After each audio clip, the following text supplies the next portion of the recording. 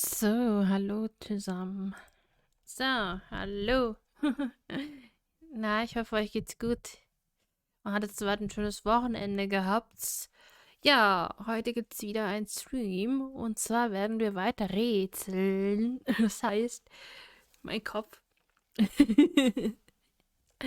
Ich versuche, das Spiel heute durchzuspielen. Ich hoffe, es kriegt das hin, außer die Rätsel, die tun meinen Kopf so zerbrechen, dass ich sage, nö.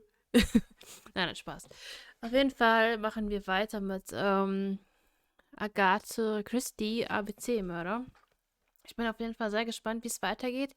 Ich glaube, ich habe letztes Mal ein Rätsel gehabt noch. Das waren mit so chinesischen Zeichen. Ich müsste es nochmal anschauen, ob ich da weiterkomme. Aber nichtsdestotrotz, auf jeden Fall vielen, vielen Dank für die vielen, vielen Aufrufe für meinen 12-stündigen Stream. Das war auch heftig gewesen. An dem Tag habe ich es dann durchgespielt. Gran Turismo Spezialstream mit Jason 87. War sehr, sehr cool gewesen auf jeden Fall. Und danke auch an die Follower, die mir Folgen tun. Vielen, vielen Dank. Gut, ich würde sagen, wir starten dann mal in das Spiel rein und schauen uns das Rätsel nur an. Gut, dann wechseln wir dann auf Live. Dann viel Spaß beim Zuschauen. So, das haben wir gewechselt. Mal gucken, wie es läuft.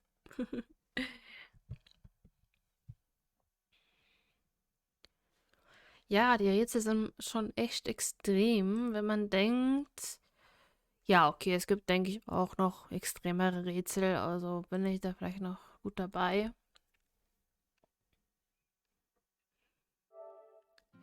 Ich hoffe, der Ton ist für euch okay. Wenn nicht, ich mache ein bisschen den Ton lauter. Okay. Wenn nicht, drehe ich ein bisschen meinen Kopfhörern. Ja, so ist okay. Gut, dann gehen wir in Agatha Christie rein. Bin auf jeden Fall gespannt.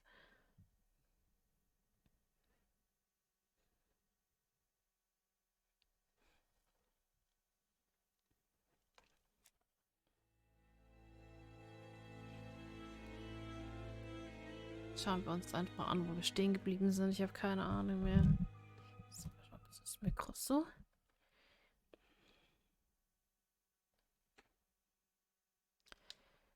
Gut. Wir sind auf jeden Fall schon 62%. Das heißt, vielleicht sind wir schon bald durch. Aber nur vielleicht.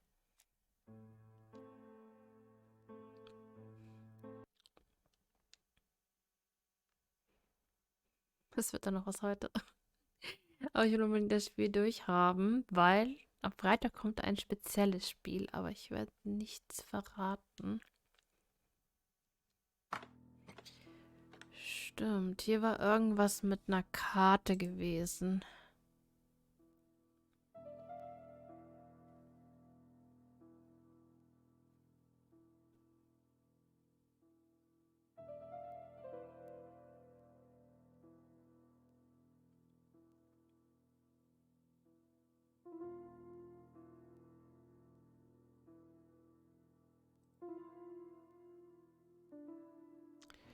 Aber ich glaube, es gab es bestimmt irgendwas noch Bestimmtes hier. Irgendwo gab es da noch ein Rätsel. Jetzt muss ich halt noch mal gucken, wie es mit der Steuerung war. Franklin appears to be very active. Ich setze noch meine Kamera ein bisschen nach unten. So, gut.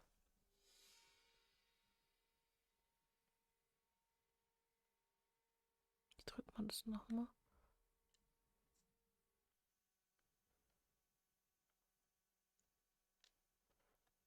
Hm.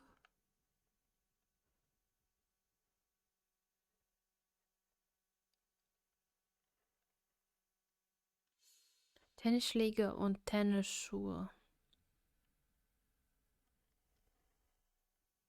Gewehr Kaliber 375. Beeindruckende Sammlung. Franklin Clark appears to be a typical British gentleman. A good sportsman, a hunter, a traveler. Strappler.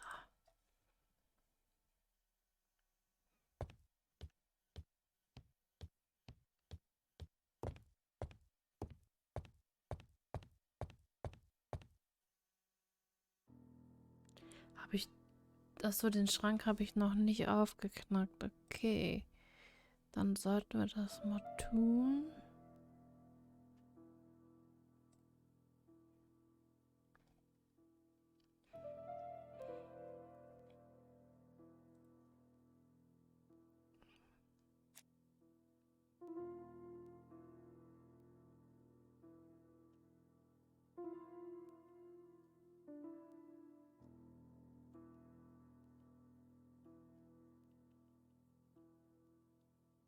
Four Chinese symbols are engraved on this padlock.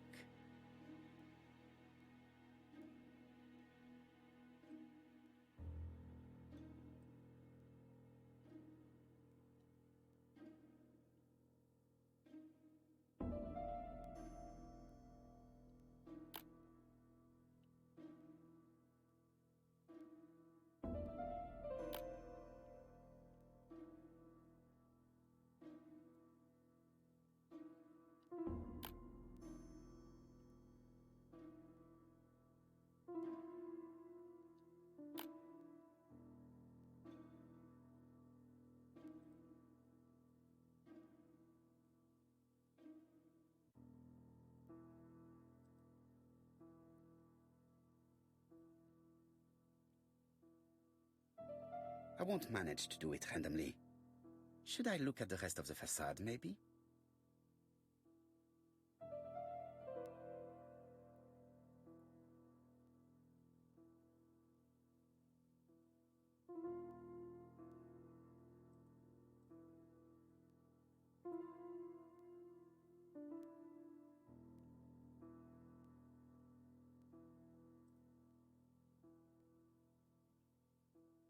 Ja.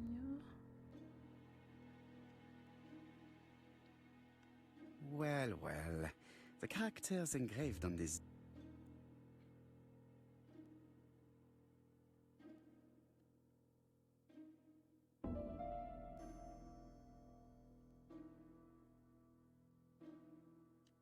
That's it. This character appears to be the right way round.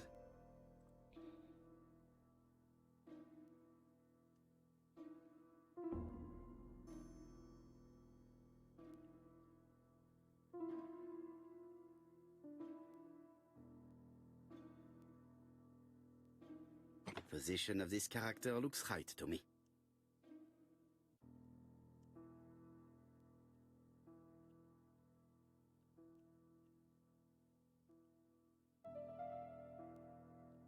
The position of this character looks right to me.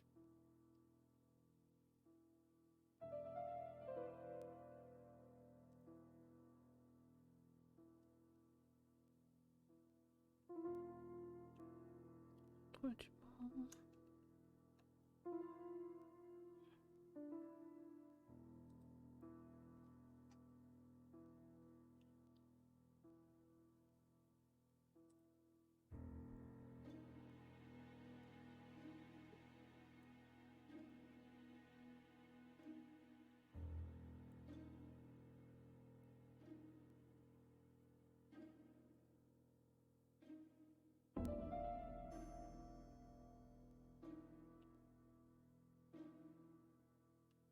The position of this character looks right to me. Müsste ich eigentlich alles richtig haben.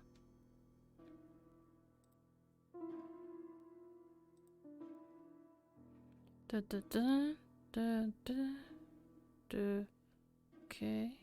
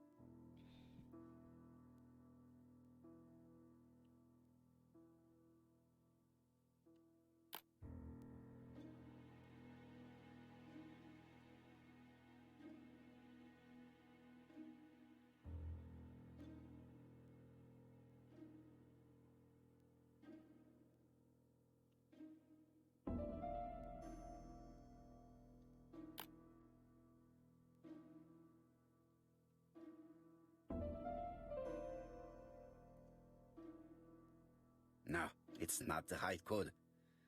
Let us check the Chinese characters again.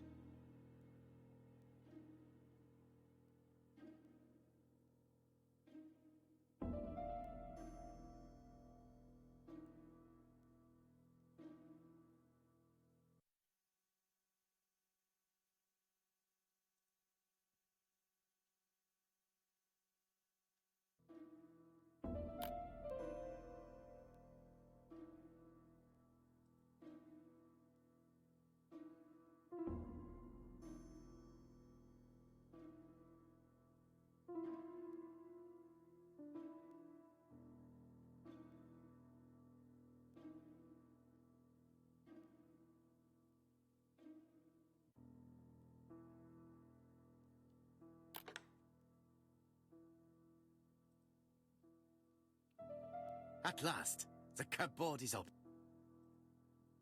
Juhu, wir haben es geschafft. Gut, dann schauen wir uns hier mal drinnen um. Helmet, flask, and rifles. Franklin is very well equipped.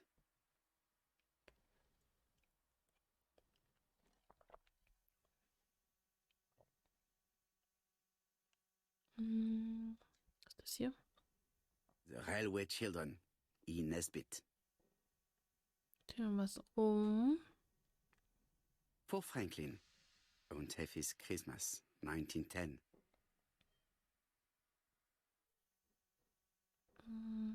Hier ist was. Helmet, flask, and rifles. Franklin is very well equipped. Aber...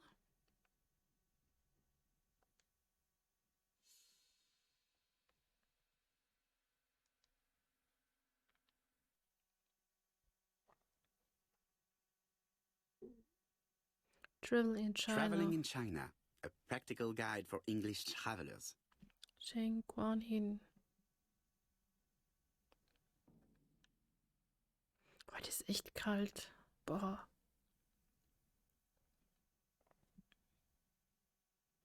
English countryside. Genteel and wild. English countryside revisited.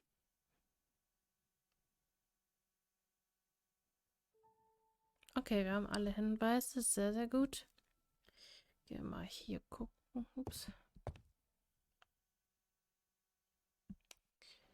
Sie mag Tara Gray nicht und sie hält sie für eine Lügnerin. Das Herrenhaus durchsuchen. Okay, jetzt sind wir ja noch dabei. Nein. Ah, hier.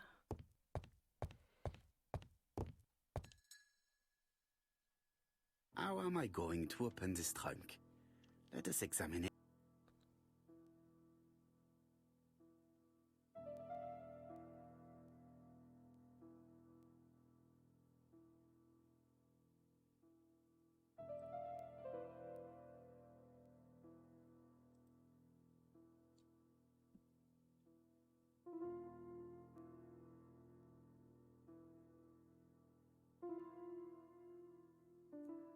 Ups.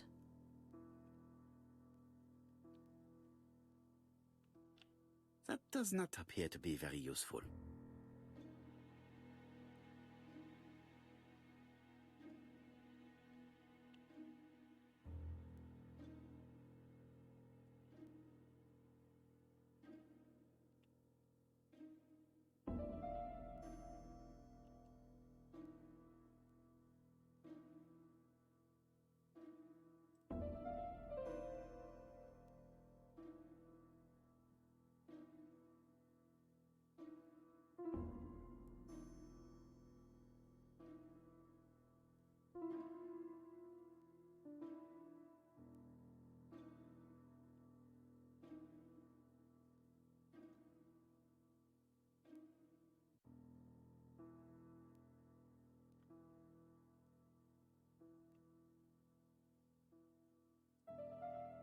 Gleich hat das hier was zu tun. Gibt es irgendwelche Nummern? Nö.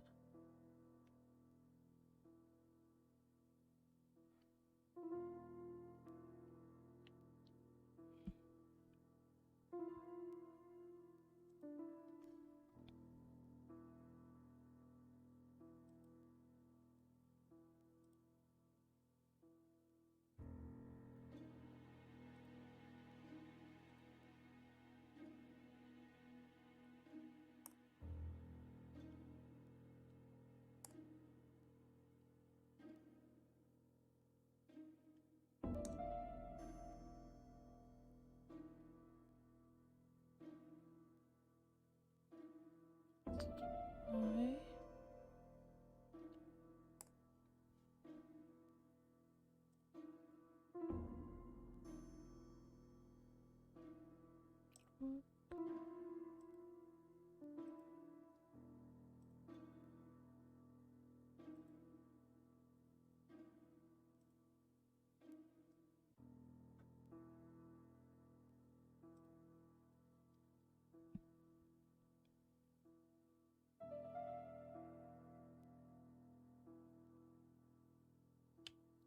Sieben.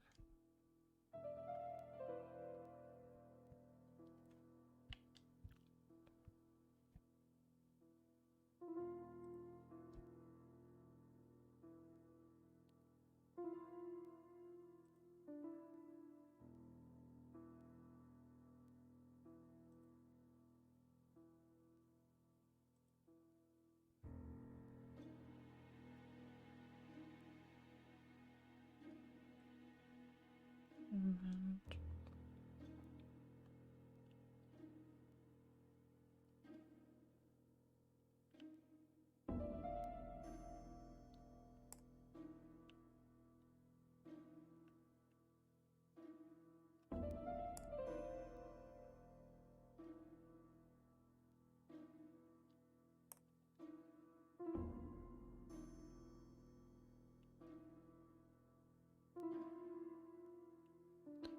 Dann machen wir hier 2, 7.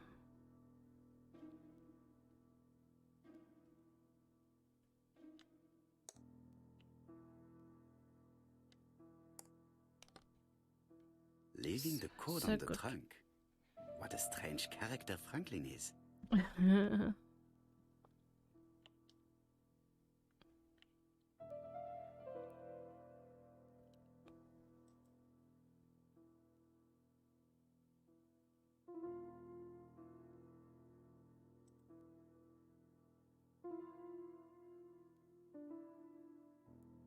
Gut, das ist eine Uhr. Hm.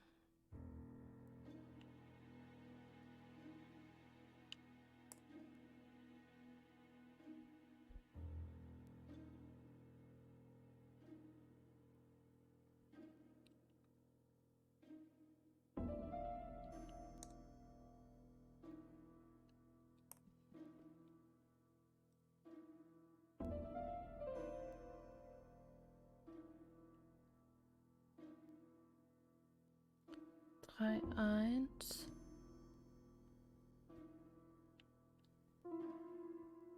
2, 8. 5.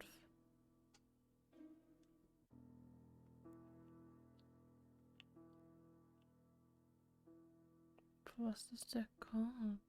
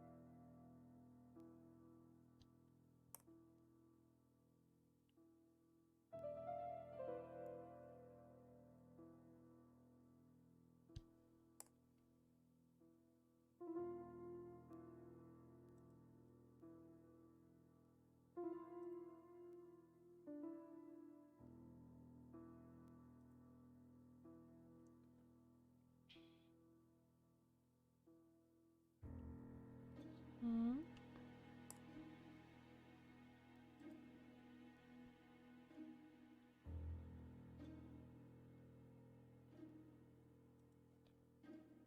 Keine Ahnung, wie das gehen soll.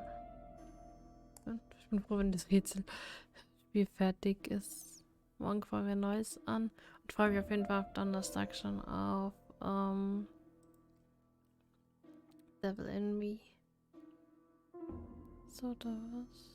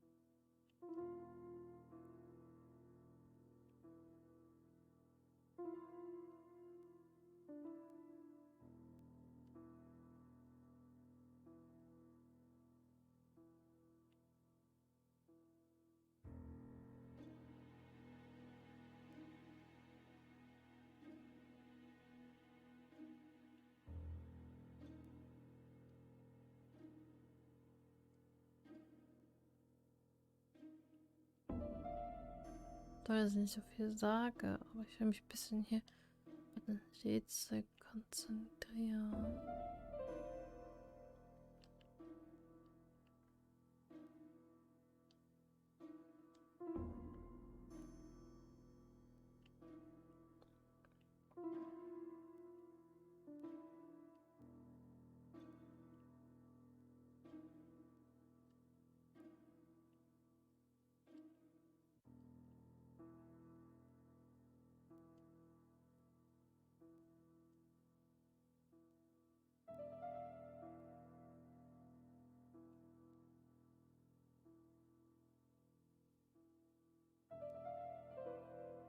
Hm, geht das nicht auf?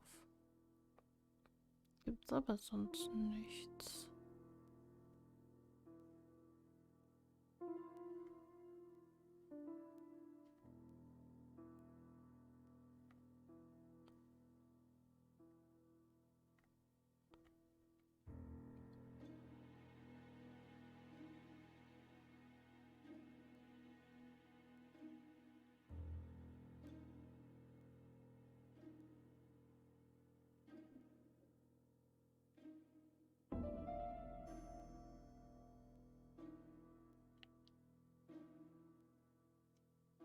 Hm.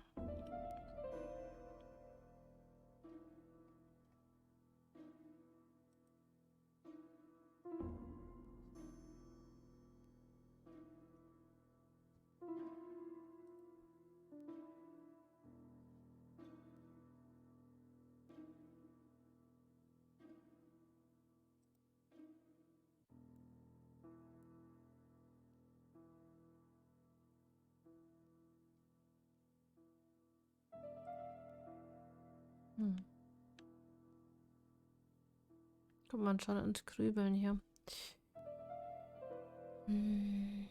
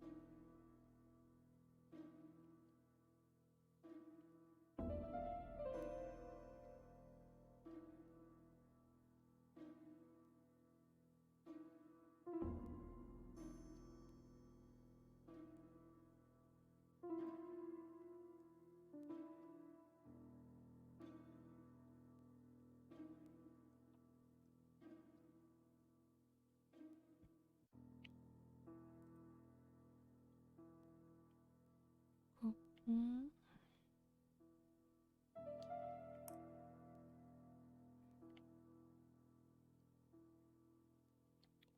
Der kleine Zeiger gleich hier. Das ist so schwierig.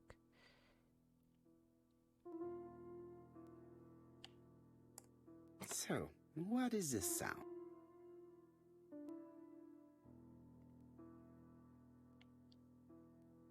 I should be able to open the trunk now. Aha, so ein Reisekoffer. Jetzt können wir vielleicht...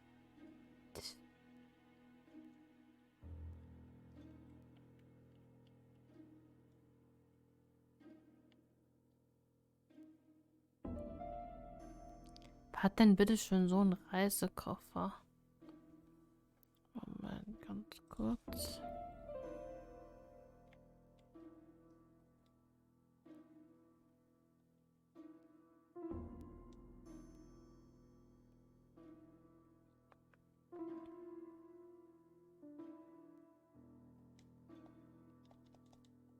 Mhm.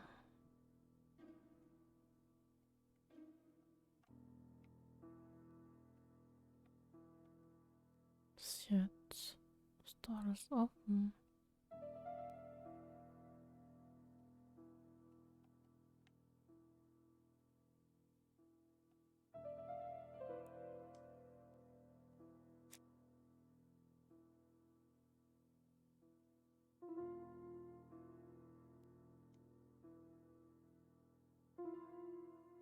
Hm.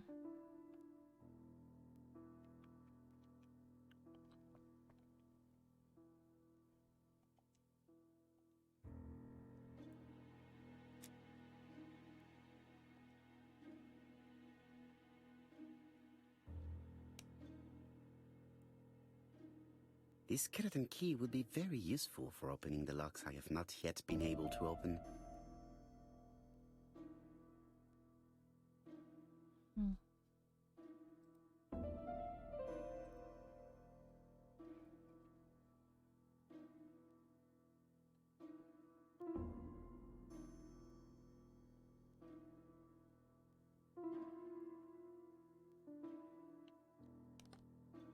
There we are.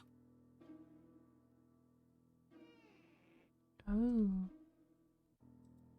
Ist irgendwas aufgegangen? Oh, A Bücher. pile of books, including one about dragons. Nothing interesting.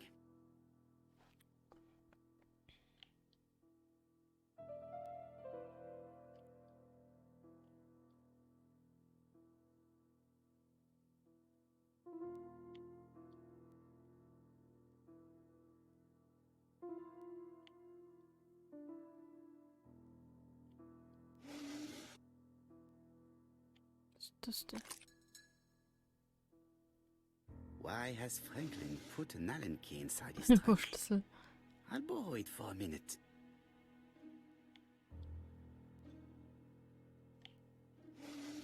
Leer.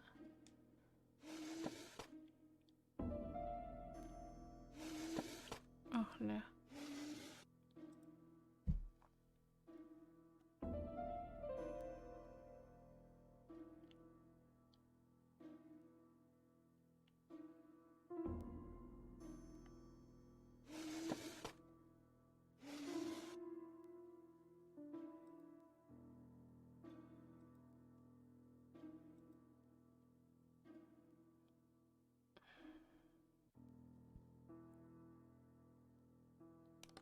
Oh, okay.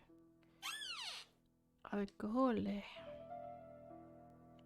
Whiskey and other good quality drinks. Mr. Clark really has refined tastes. Whiskey and other good quality drinks. Mr. Clark really has refined tastes.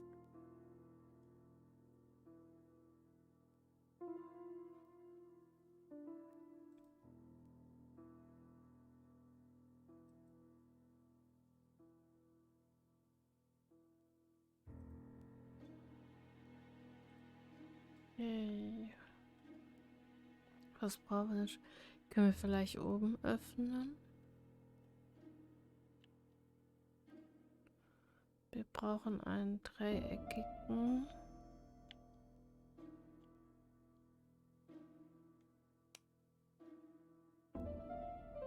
This skeleton key would be very useful for opening the...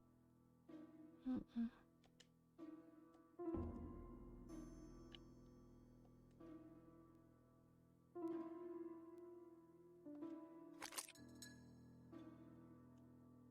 Okay. Da ist doch dreieckig drin.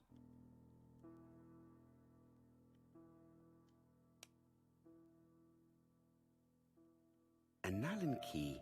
It can be used in 5 positions.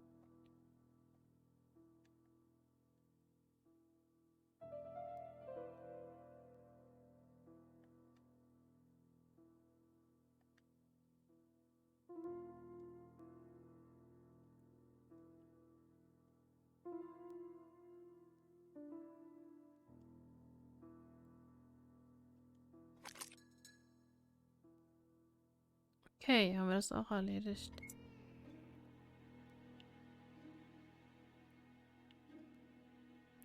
Jetzt müssen wir ihn so ein bisschen viereckige Form.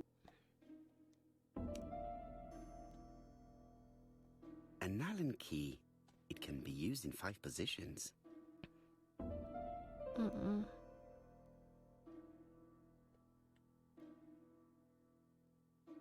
Mhm.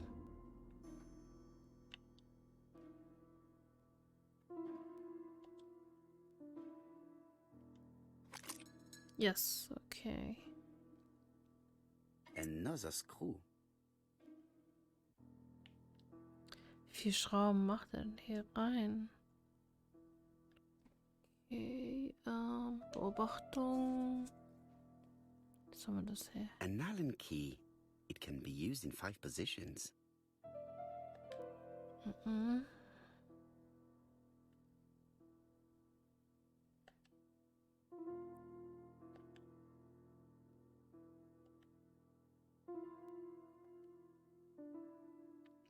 Können wir mit der nochmal aufmachen?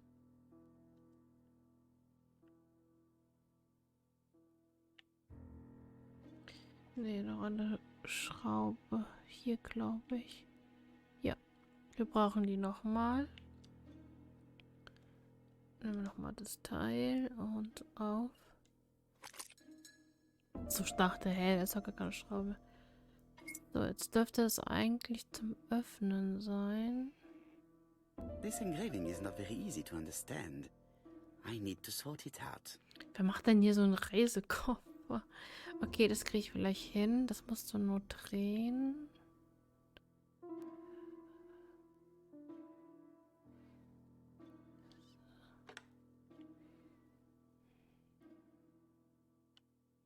So. Ja. Hallo, nicht so viel drehen.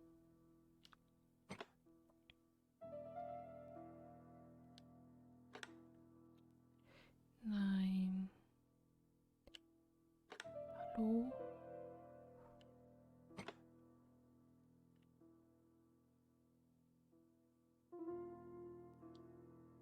Keine Ahnung. So.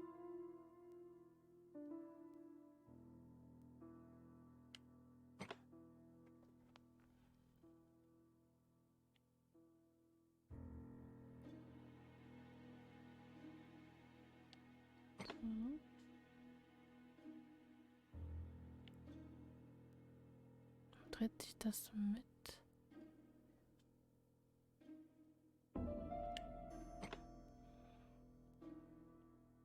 It is blocked.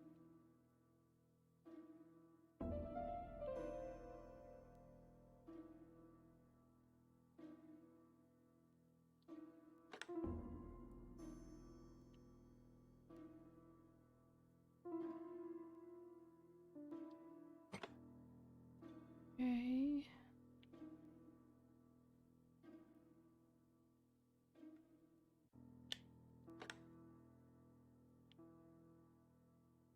Dreht sich das mit? Das verstehe ich auch nicht ganz.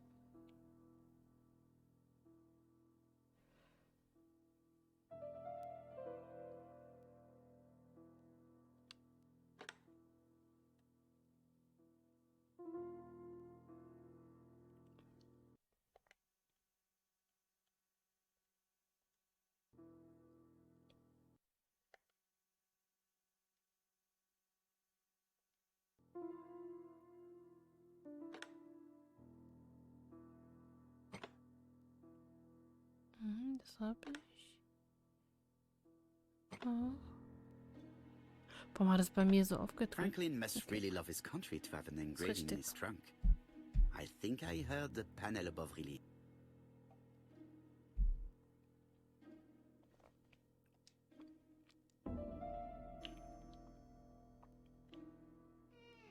A Oh, signet ring? a ring. A signet ring with a code written on it. 1587. It may be useful to me.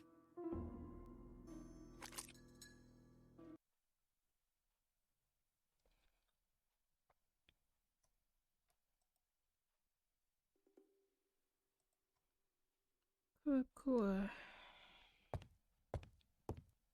Gibt's denn noch?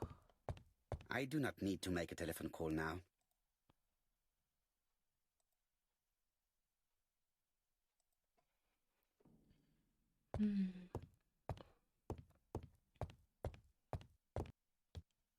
Ich habe immer noch nicht Best geschafft. to leave her to sleep now. Achso, wir waren hier drin.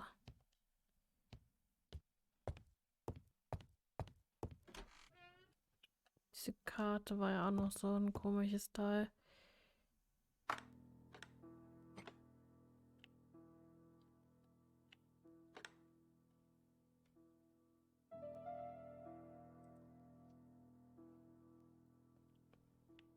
I think that signet ring should be placed here. Ah, wir haben noch den Ring. Warte mal. Und beobachten. This skeleton key would be very useful for opening. Nein, ich will den Ring. Hallo, gucken. A signet ring bearing the Clark's family's coat of arms. A number is written on it. Okay, wir sollen den ja da platzieren. The plates around the picture appear to have unlocked. I think I've already seen these symbols on Franklin's trophies. Ich habe die noch nie gesehen, die Trophäen.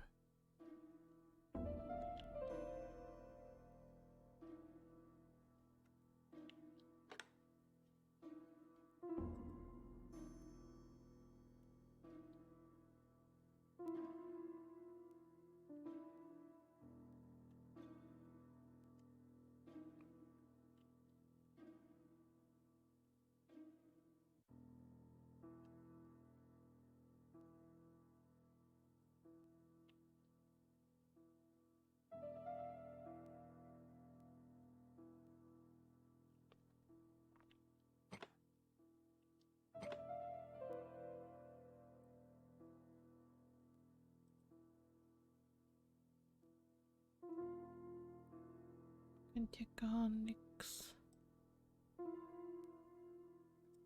Aber meine Cam ist im Weg. Moment, ich mach die mal ein bisschen zur Seite. So, vielleicht. Wenn ich auch die unteren Sachen sehe, dann sehe ich da gar nichts. Hm.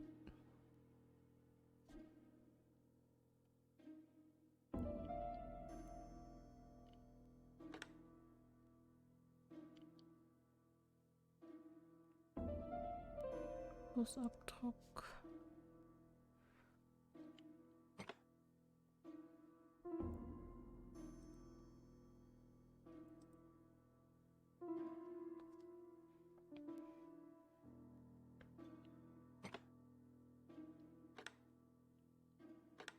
Fußabdruck kann man, glaube ich, schon so oft. Und es ist jetzt immer so oft hier. So, okay. Hm. Gut.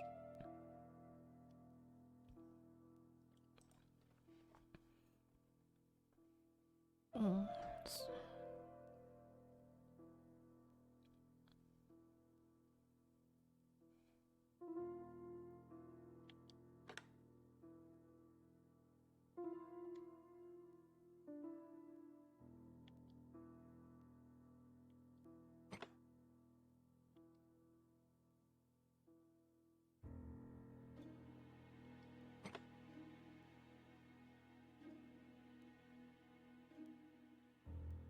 Passiert aber nix.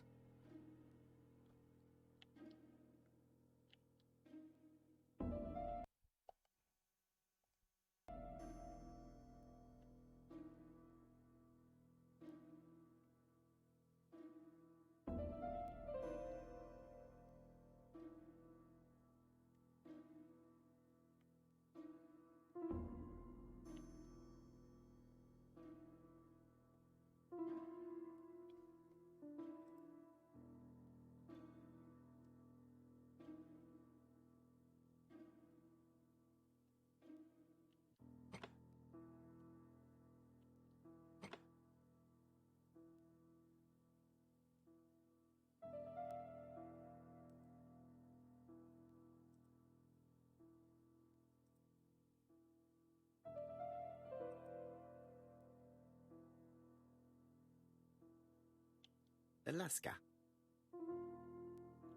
Alaska. Ja, und jetzt?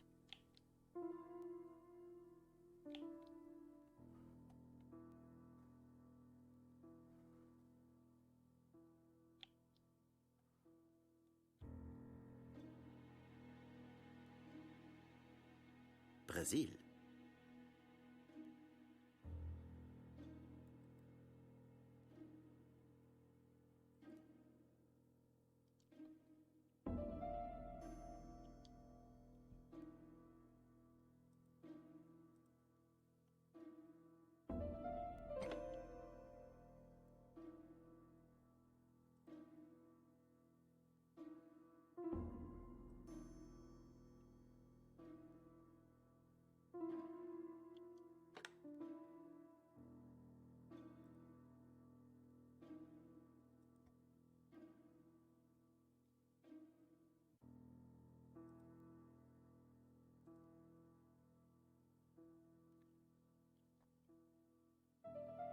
Weiß fast dasselbe, was auch oben so angezeigt wird.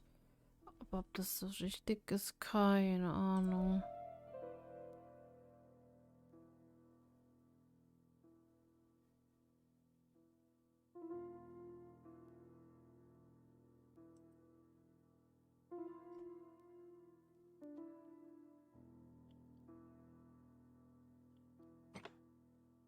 The African kudu. Ah.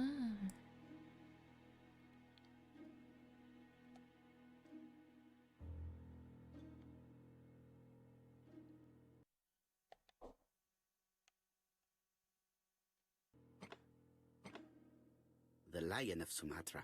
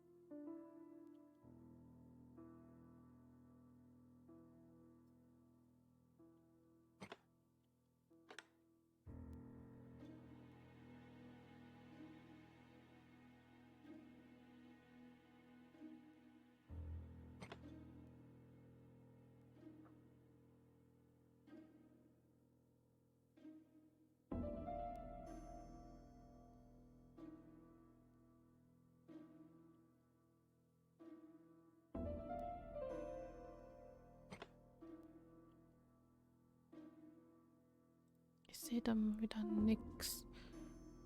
Ach Mann. Schau mal kurz die Cam weg.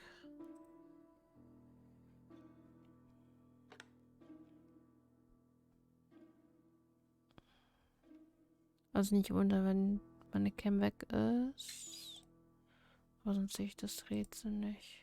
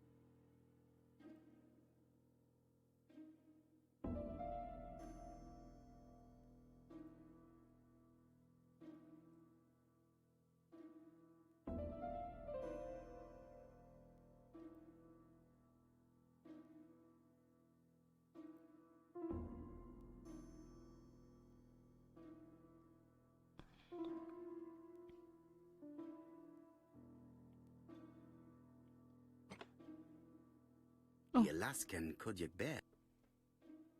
Alaska, okay. Cool. I heard the sound of a mechanism. Haben es geschafft? Strange way of Sehr protecting gut. one's safe.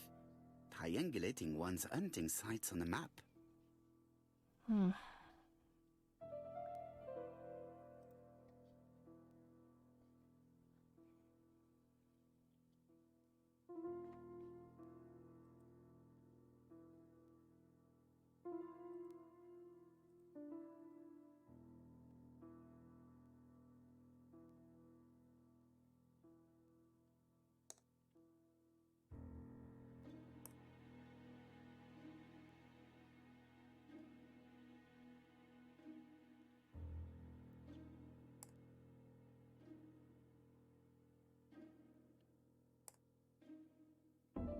These documents are very likely going to help me for the rest of the inquiry. Cool. Jetzt gucken wir, was hier zu finden gibt.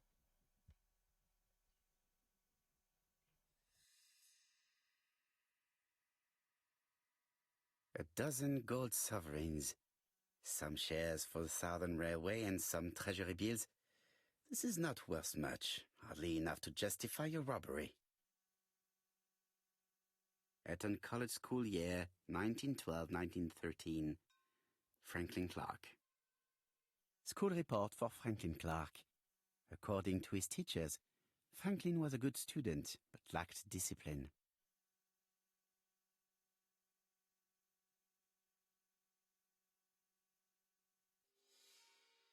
Eton College School. School report for Franklin Clark. According to his teachers, Franklin was a good student, but lacked discipline. Hm. Das hier? Sir Carmichael Clark, Campside, Churston, Devon, to Mr. Mr. Bradley. Franklin Clark, Peninsula Hotel, Salisbury Road, Tsinchasui, Kowloon, Hong Kong. Campside, 1935, January the 12th. Dear Franklin, first, I wish you a good start to a successful new year. I have received your letter dated December 10th. Thanks for defending my interest against Wang, this robber. Things could have got pretty bad if you weren't a real cold-blooded guy. I envy you for that. Things go on here much as usual. Charlotte is moderately free from pain. I wish one could say more. You may remember Thora Gray. She is a dear girl and a greater comfort to me that I can tell you. I should not have known what to do through this bad time but for her. She has an exquisite taste and shares my passion for Chinese art. No daughter could be a closer or more sympathetic companion. Life has been difficult, but I am glad to feel that here she has a home and true affection. You wrote me you want to stay in China for one more year or even longer. I am, dear Franklin, your truly affectionate brother. Charlotte Clark, Campside, Churston, Devon, to Mr. Franklin Clark, Peninsula Hotel, Da wurden auch die Salisbury Briefe aber Road, ganz schön Tsinchasui, gesichert hier, Kowloon, ey. Hong Kong, Campside, Heftig. 1935, January 1st. I wish you with all my heart a happy year 1935. Writing my greeting cards, I das have ist kalt, ey. affectionate thoughts for you. Always smiling as a child, sailing to distant countries and bringing back to us trunks full of wonder. At home, everything annoys me, starting with this young Thora Sir Carmichael is so fond of. I have nobody to share my feelings with, so I write to you. How can I tell you what happens to me? The simplest way the better. I am doomed. I still have 1 year to live, no more. How do I know? I opened the secret drawer of Carmichael and read a letter not addressed to me.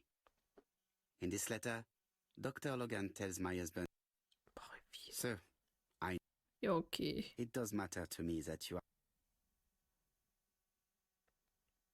Hat alles gelesen. 5 Egepunkte. Was jetzt noch? Kommen nicht noch mit mehr Rätsel her.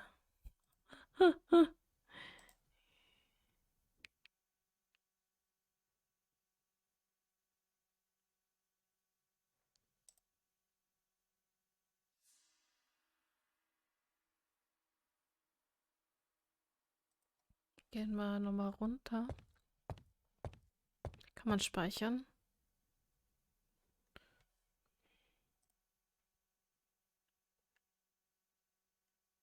Nö. Ich hoffe, es hat auch gespeichert, weil das war das ja höchste Katastrophe. Beeren.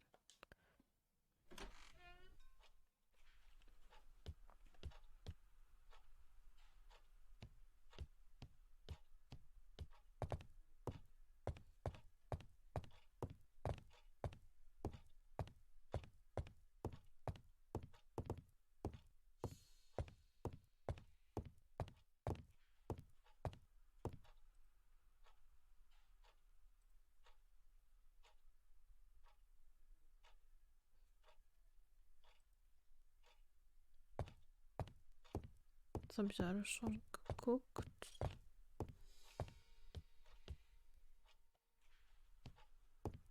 Kann man da noch rausgehen? Order and method above all. Let us finish examining the mansion while no one is around. Was? Habe ich alles genug durchsucht oder was? I see some papers that were not there the first time I visited. Valuers report property. Building land located in Comside, Churston Client, Sir Carmichael Clark, April 15, 1935, Court and Brunskill Office.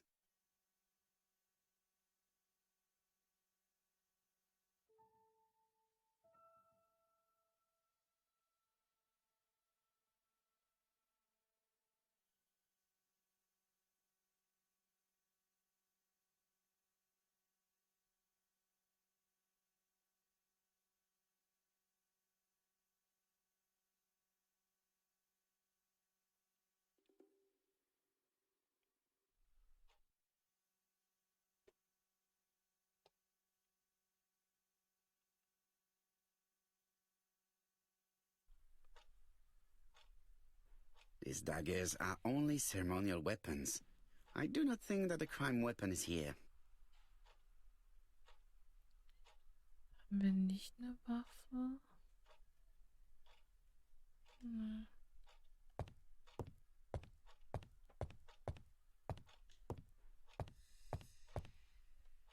The door is locked.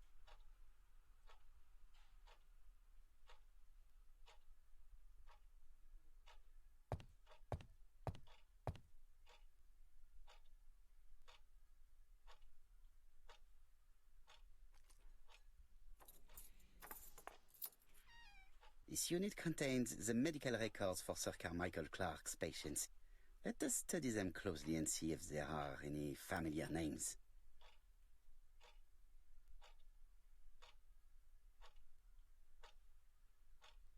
No dust on the records from A to D. They've been handled recently. No known names. Disappointing.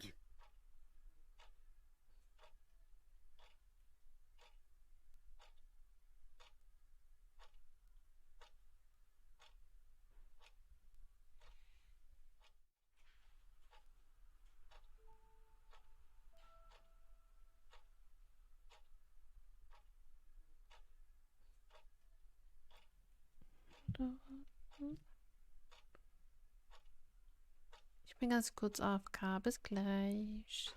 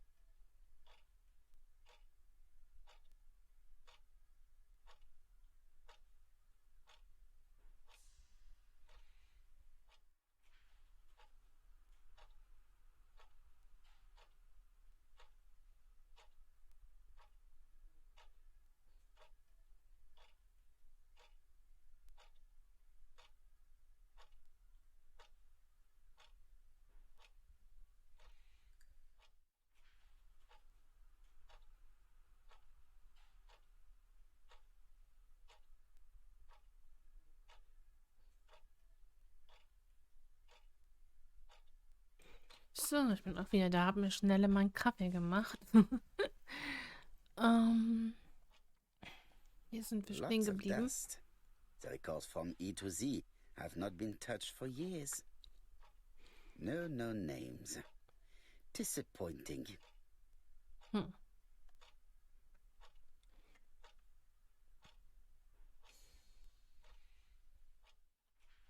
Können wir jetzt mal rausgehen?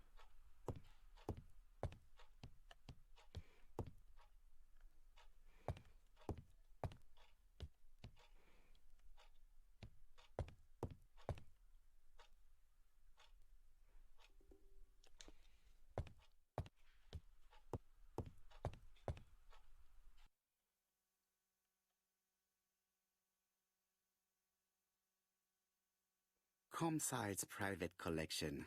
Purchases since 1920. The catalogue for Sir Carmichael Clark's collection. Hab jetzt mal alles hier durchsucht. Das haben wir gemacht. Gleich hier. Sir Carmichael's collection could rival that of a major museum.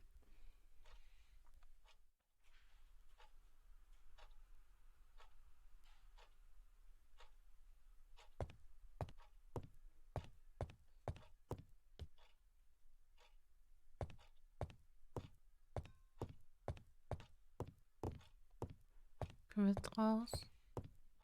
Order and method above all. Let us finish examining the mansion while no one is around. Wir untersuchen, aber nicht noch machen. Gibt ja kaum noch was. Doch, hier ist was. Hier ist ein Messer.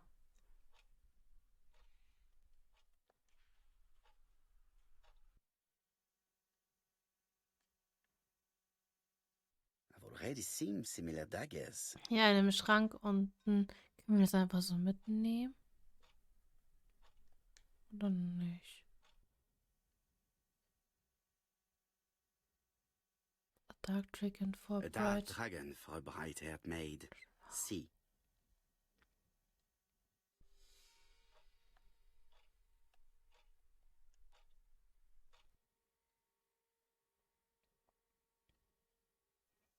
Attention, Franklin. Task list. A.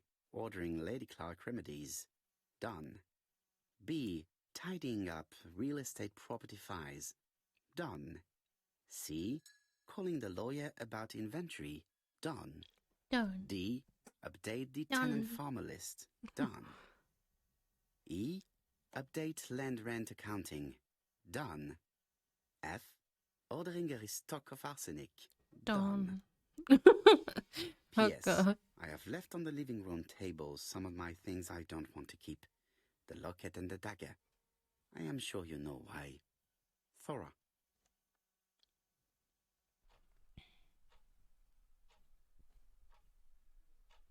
Und jetzt.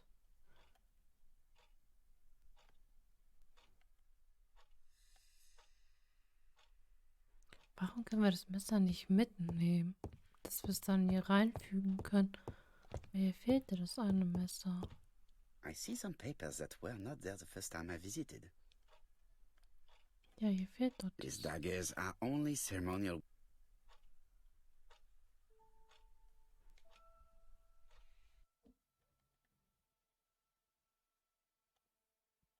Ernest Logan, MD, Brighton Cancer Institute, 201 Dusk Road, Brighton, Sussex. To Sir Carmichael Clark, MD, Comside Churstone, Devon. Brighton, 1935, January the 5th. As a man of science, I owe it to you to be completely frank. Lady Clark, your wife is suffering from a generalized terminal cancer. I confess I didn't suspect anything like that during the first exams. But with the test results I have received today, there is unfortunately no place for doubt. I estimate that Lady Clark's life expectancy is no more than 1 year. Hospitalization would not help in her case, so I advise you to keep her at home and provide her with as much morphine as required to ease her last moments. Yours sincerely, Ernest Logan.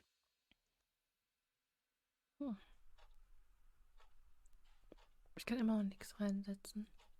Was habe ich denn noch in meinem Inventar? Immer noch so ein Schlüssel. Das ist ja wie so ein Generalschlüssel. Wir schauen uns einfach nochmal woanders da oben. Die Vitrinen können wir auch nicht öffnen. Gehen wir nochmal raus. Also wir waren jetzt in dem Raum, in den Raum, in den Raum. Was gibt es da noch drin? Da haben wir auch schon alles gerätselt.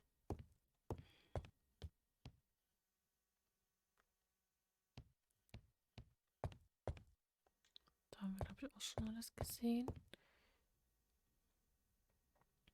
Franklin Clark appears to be a typical British gentleman. A good sportsman, a hunter, a traveler. Straub.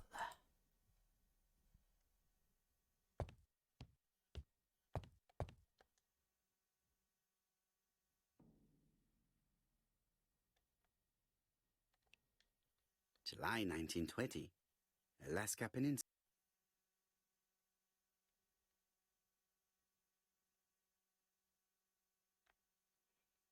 Nö. Gibt's gar nichts hier. Habe ich mich erschreckt. Ich dachte, was sucht hier so eine Fliege? Habe ich auch alles fertig?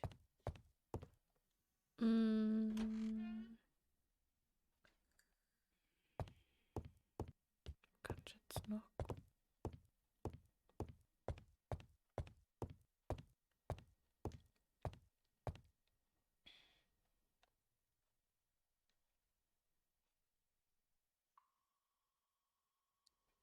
Sie haben die Belohnung erhalten. Fernrohr.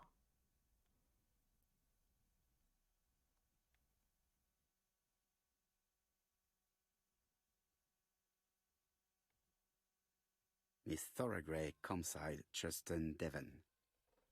Arsenic trioxide thallium. Okay.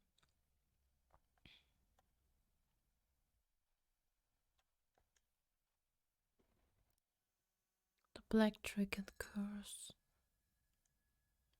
The Black Dragon's Curse. To Franklin, who will never grow up. January 25, 1928. Car Charlotte.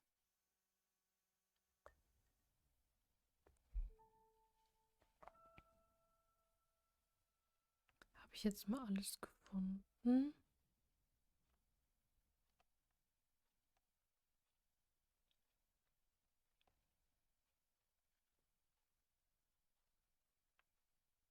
Okay.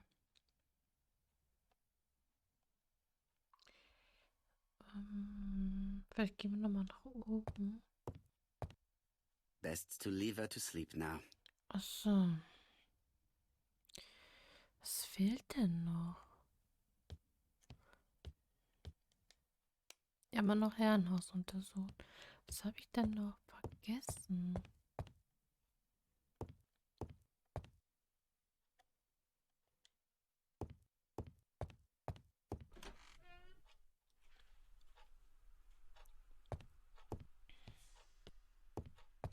Komme ich jetzt raus?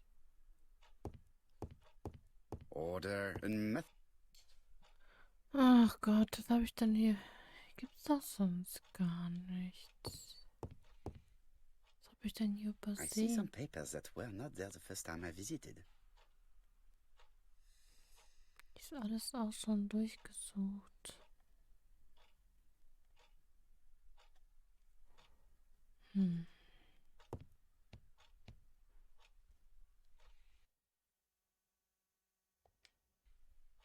I see some papers that were not there the first time I visited. Valuers report property. Building land located in Comside, Churston client, Sir Carmichael Clark, April 15, 1935, Court and Brunskill office. Court and Brunskill. The name is familiar.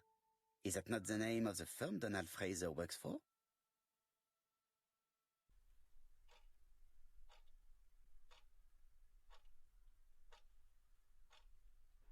Okay, das habe ich doch eben auch gelesen. Die Umgebung des Herrenshaus durchsuchen. Das haben wir doch schon. Können wir jetzt mal raus?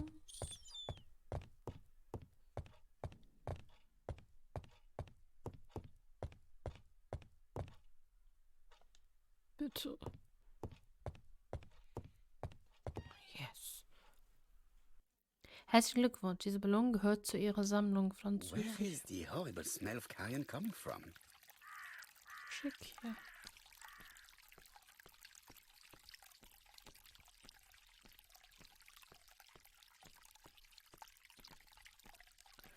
Something makes me feel uncomfortable. Why?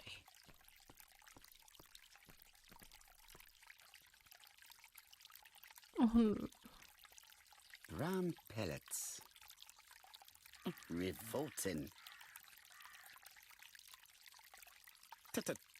The gardener does not follow the alignment. There, that's better. It is symmetrical.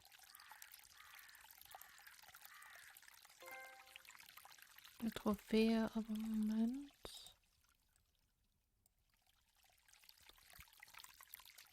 There, that's better. It is symmetrical.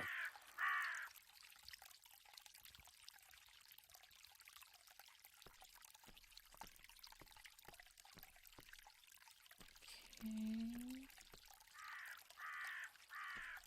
Gucken, ob wir hier unten noch gucken können.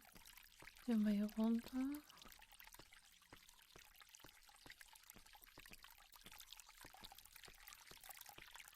Ah, da liegt was. Du nicht rennen?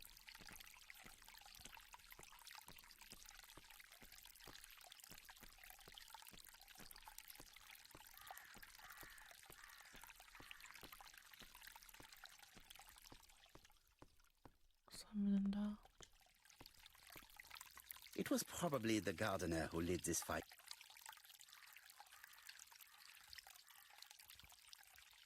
Look here.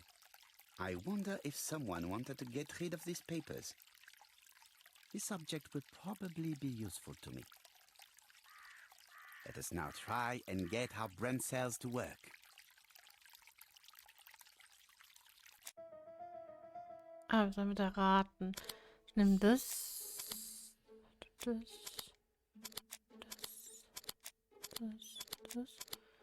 Nein, passt dann nicht. Dann nehme ich das zweite.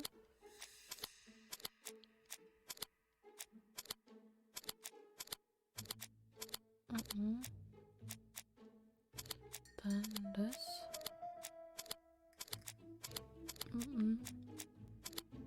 Ups. Nehme ich das.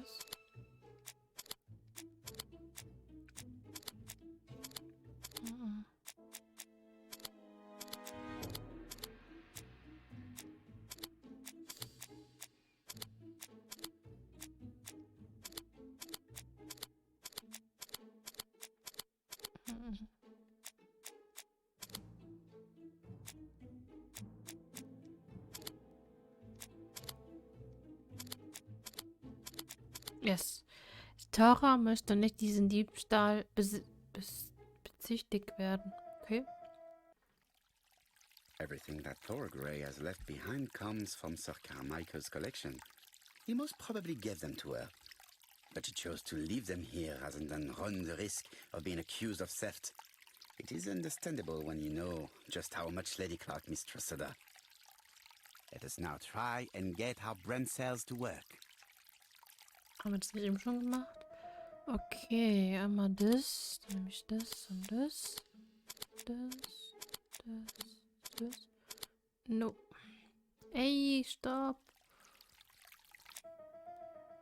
Also das schon mal nicht.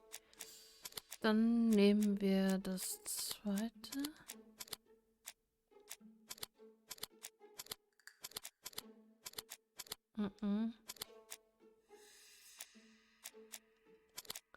Das hier.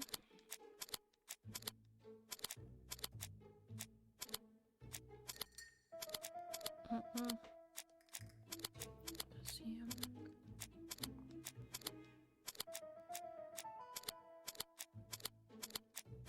Mhm.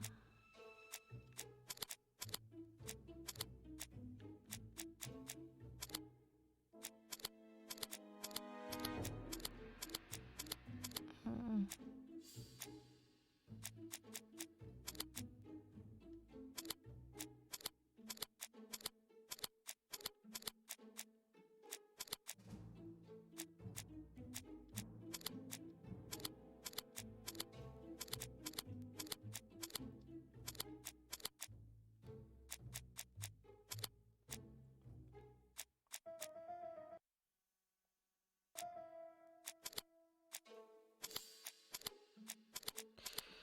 Warte mal. Das hat bestimmt irgendwas auf sich. Sie. Das. Oder Brief. Oder das. Mhm. Nicht das. Hm,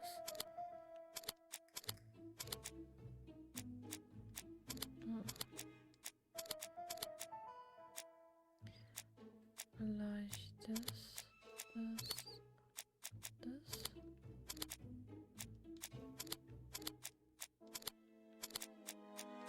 Yes. Thora Gray hat nie daran gedacht, Lady Clark zu vergiften.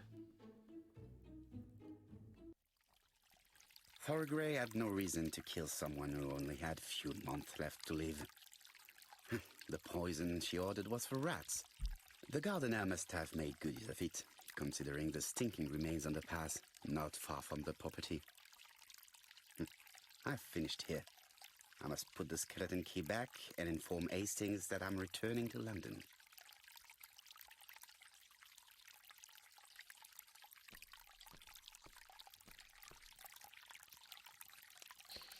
Was steht da? Anrufen. Okay, dann gehen wir jetzt zurück ins Haus und dann können wir jetzt anrufen. Kann ich auf die Schnelle reingehen? No.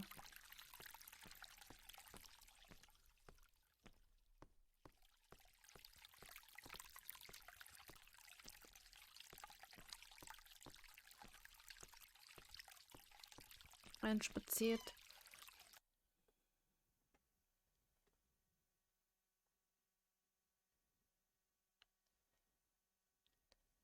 Gut, dann gehen wir mal in den Flur. Im Foyer. Jetzt können wir endlich das Telefon benutzen. Sup. I must put the skeleton key back and inform Hastings that I'm returning to London.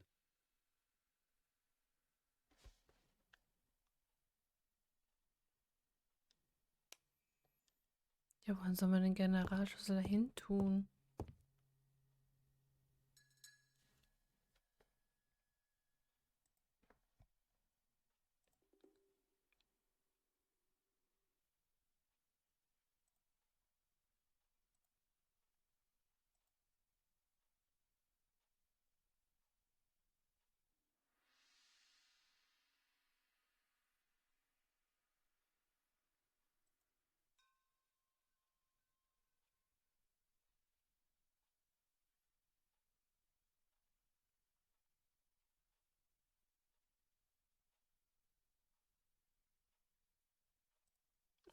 Ich sollte vielleicht noch mal rausgehen.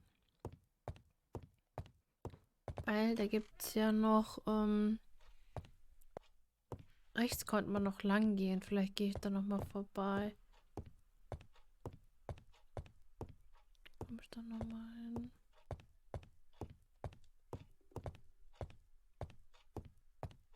Ich komme da nicht mehr raus. Doch, ich wollte schon sagen, man kann jetzt nicht wieder raus. Generalschlüssel, oh, soll ich den hinpacken? Egal, wir gehen jetzt erstmal die rechte Seite lang und gucken mal, was wir da finden. Brauchen kann man nicht rennen. Ach, dann wird's außen rum.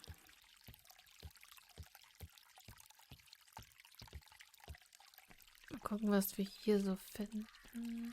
Ist das so ein Gewächshaus? Kann man da irgendwas machen? Moment.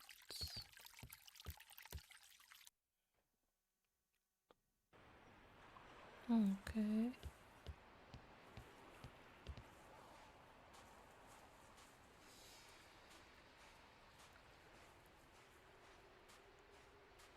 Was haben wir denn da? Grabstein. May you have peace, Carmichael. Charlotte.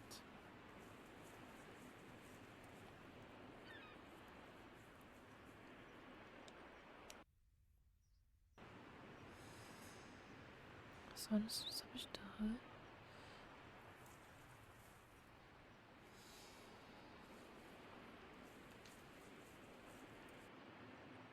Verbrannte If Blätter im someone has Garten tried to des... get rid of these documents, they may be important. Sicher, dass dies Werk des Mörders war. Inhalt wesentlich für die Ermittlung.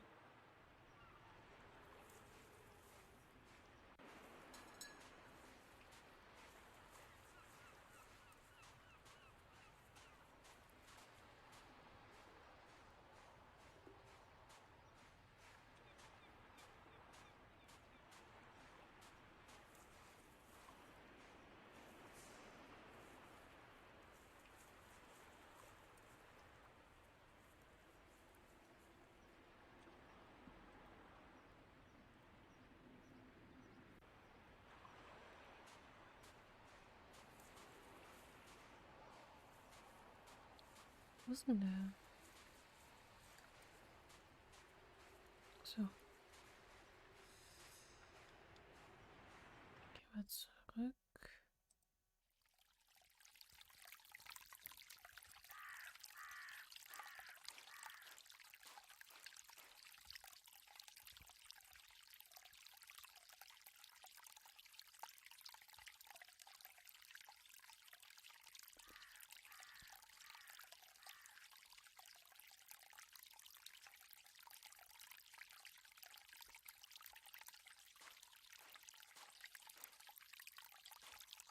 Clark's greenhouse.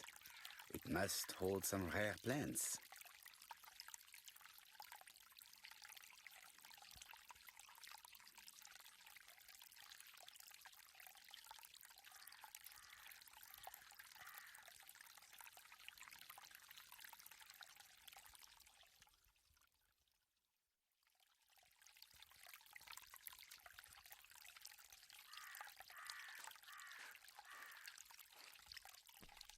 I would like to congratulate Clark's gardener.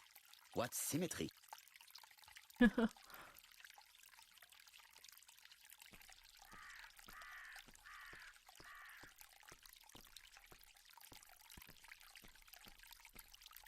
This fountain makes a very relaxing sound. Oh ja, es ist echt entspannt, so ein Springbrunnen. Okay, was müssen wir jetzt tun?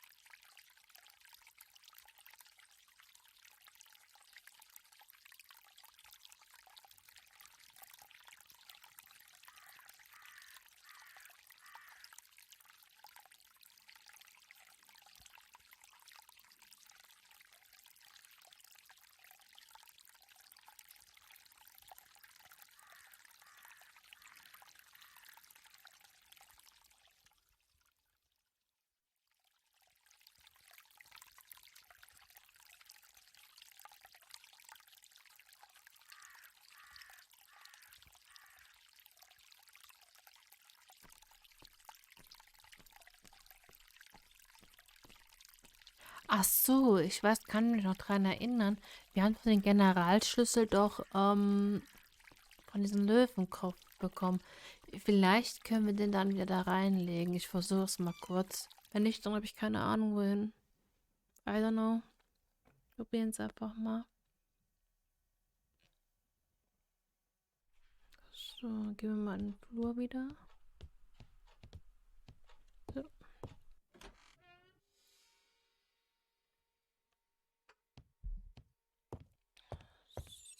So.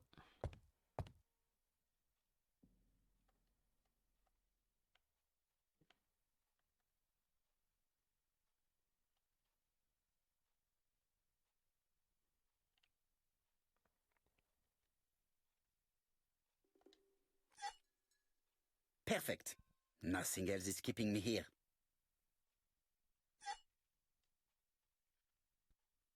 Gut, jetzt können wir hoffentlich den anrufen. Das ist sehr gut. Hello, Hastings? I have finished in Läuft doch. Charleston. I will take the first train. Tell me, do you know how to restore writing on a burned document? Yes, you just have to soak a cloth with a hydrochloric acid solution and rub the sheet of paper. Then the characters appear. Bien. You have been of great assistance, Hastings. Could you please order the solution as soon as possible? Of course, but what documents do you want to read? You will see, my friend. À ce soir.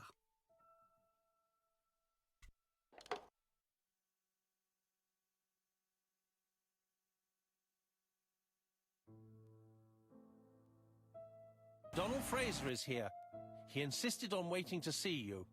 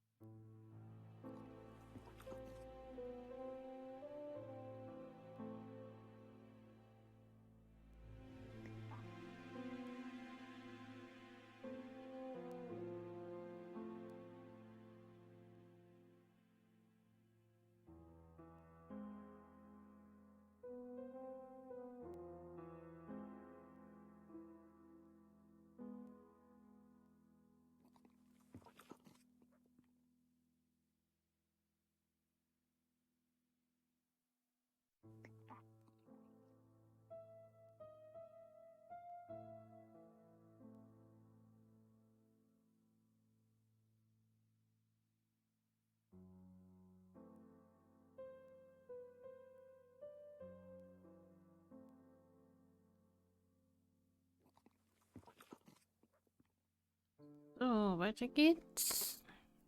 Müssen wir wieder hier zurück.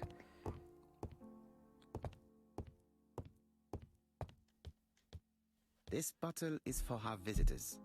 Personally, I prefer the Cherry.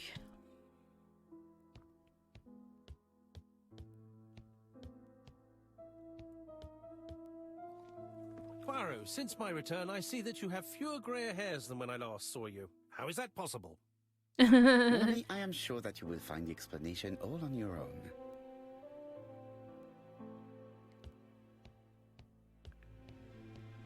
Jetzt.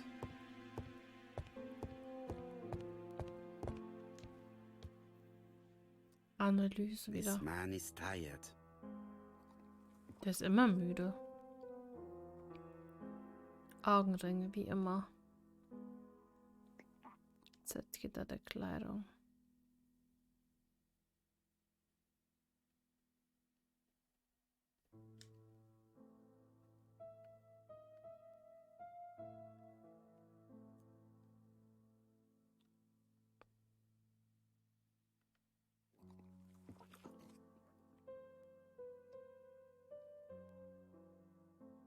Unrasiert.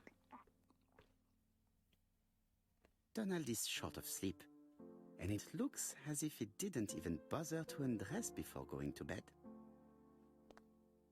Hm.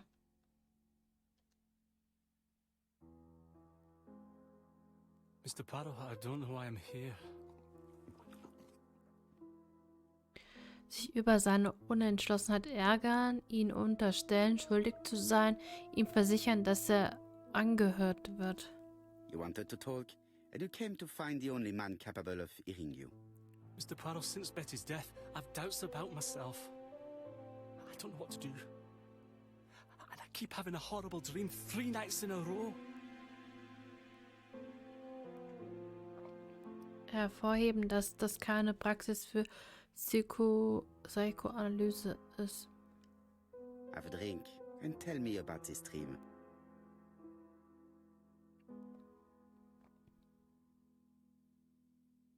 It's always the same. I'm on the beach with Betty. I grab her round the throat, and I squeeze, and squeeze until she's dead. Her head falls back, and I see that it's no longer Betty. It's Megan's face. Have you seen Megan Barnard recently? Yes, our grief has brought us together. I never really knew her before. She's really quite a remarkable girl. But I would never tell her about my dream. Why not? Is it her you are attacking in your dream? No, it's Betty. And once Betty is dead, it's Megan's face that appears in its place. Very interesting. Let us now try and get our brain cells to work. Okay, dann wollen wir mal das Rätsel lösen. Wie ist Donners Traum zu interpretieren?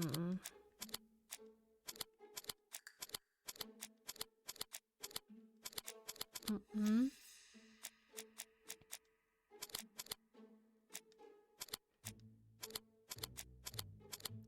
Moment, das und das. Das. Mhm. Vielleicht das und das. Das oder das. Mhm. Nehmen wir mal das.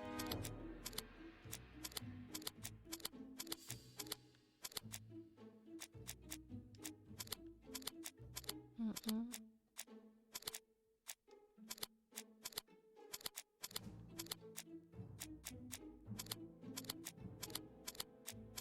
Dann nehmen wir das.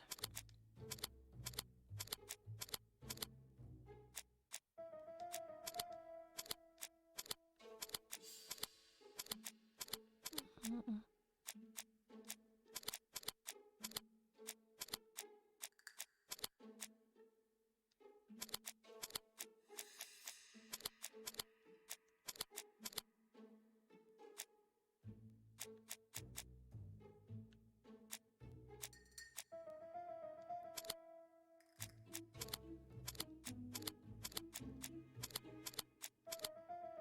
Donald ist dabei, Gefühle für Megan zu entwickeln und fühlt sich schuldig, Betty fallen gelassen zu haben. Mr. Fraser, I think that Wie the ist real dann das meaning of Traum this zu dream is that you are in love interpretieren? with Megan Barnard. Please go on. Do. This dream certainly betrays your guilt. Oh, But what do you feel guilty about? Having killed your fiancé? Possible. Or forgetting her very quickly for her sister? Certainly. And this forgetting is perceived as a second death.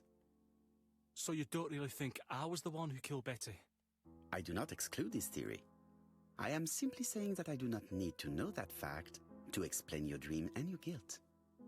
Thank you for being frank, Mr. Poirot. You've helped me a great deal. I'm going back to Bexhill. I'll not take any more of your time up. It is late, Mr. Fraser, and you are tired. I'll sleep on the train.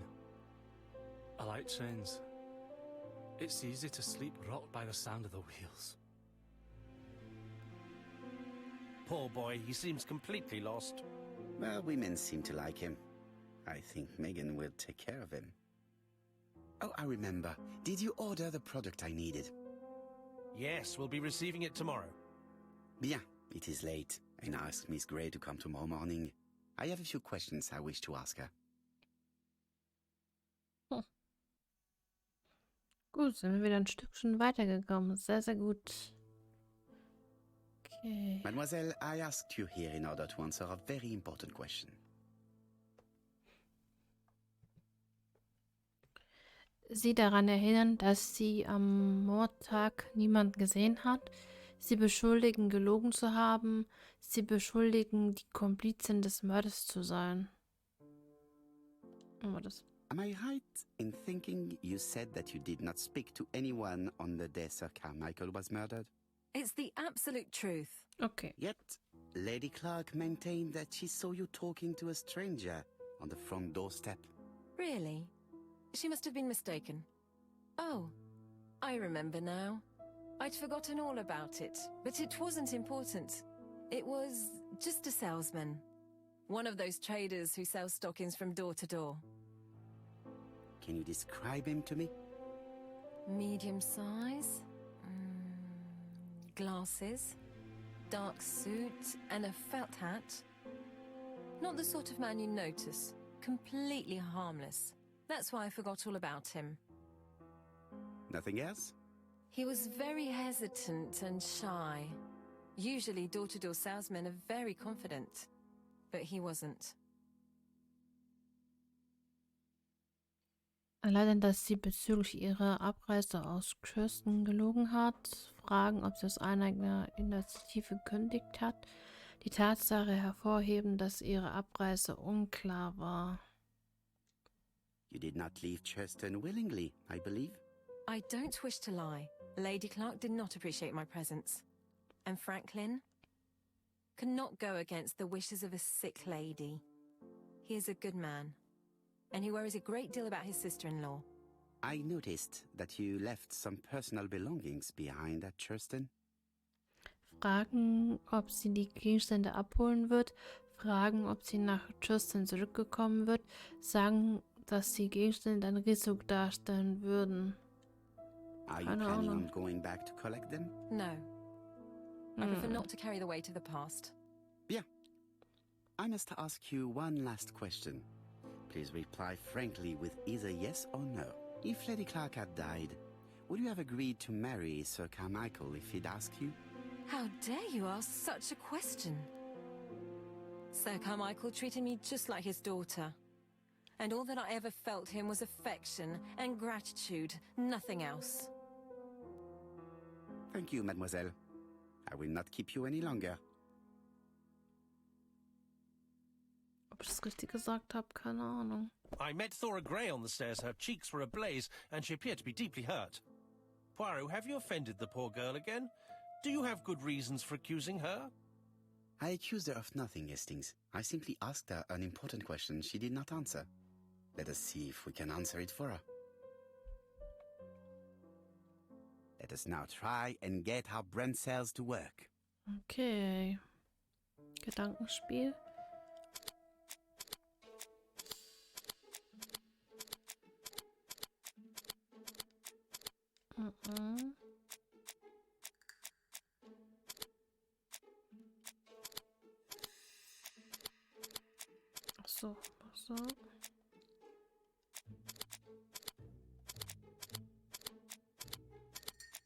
Mhm. Nochmal so.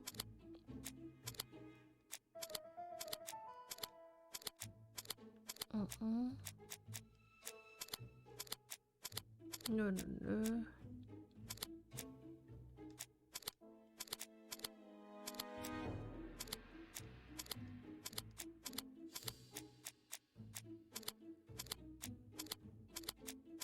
Mhm.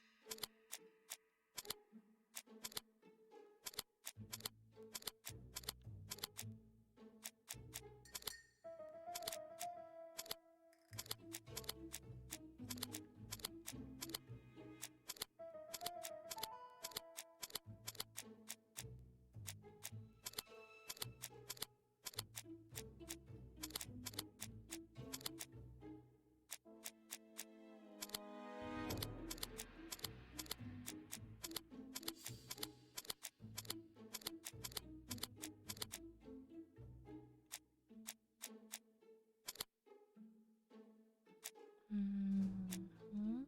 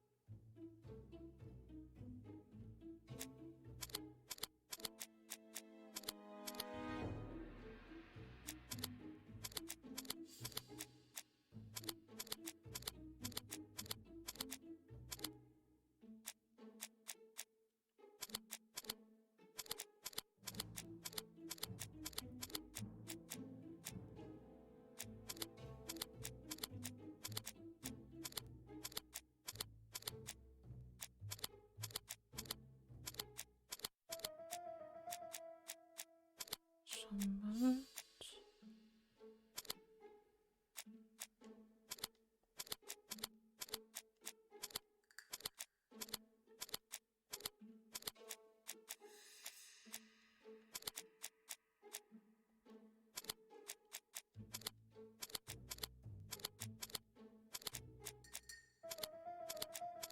Mhm.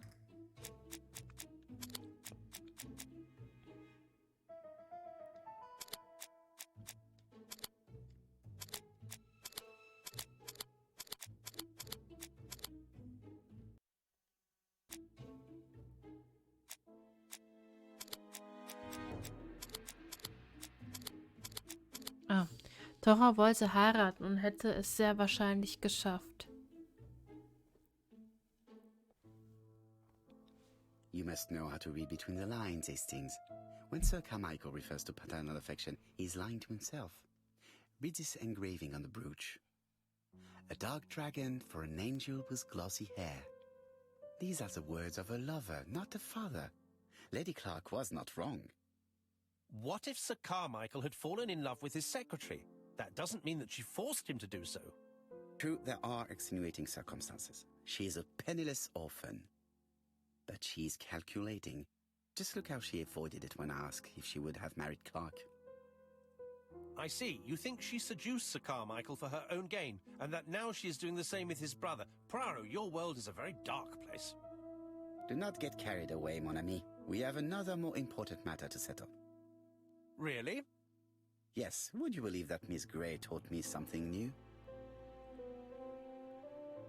Let us now try and get our brain cells to work. Oh, gibt es eine weitere Gemeinsamkeit zwischen den Morden? Was haben wir denn hier alles? Inspektor Chaps Aussage, keine Wertsachen in diesem Laden zu verkaufen. Beweismaterial mit Mrs. Ashes persönliche Sachen, eine Kiste mit Strümpfen und ein Rechnungsbuch. Hercule Poirot, Schlussfolgerung, der Mörder ist ein Verführer. Miss Marians Aussage, Bexhill ist ein vielbesuchter Badeort.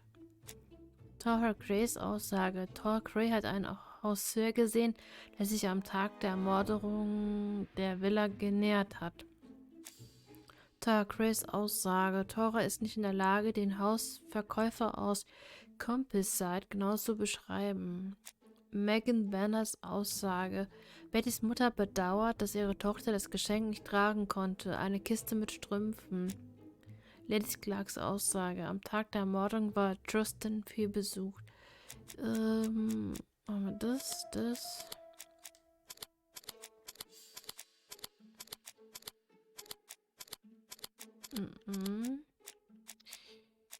gehen wir zurück. Machen wir das und das.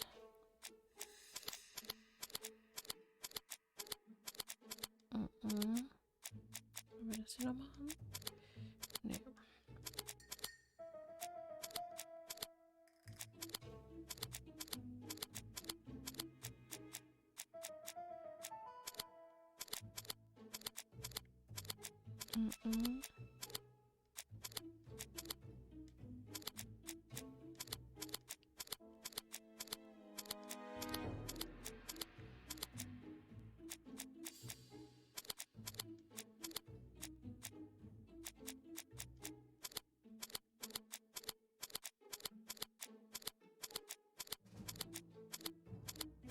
Ups. Moment. Zurück. Machen wir das.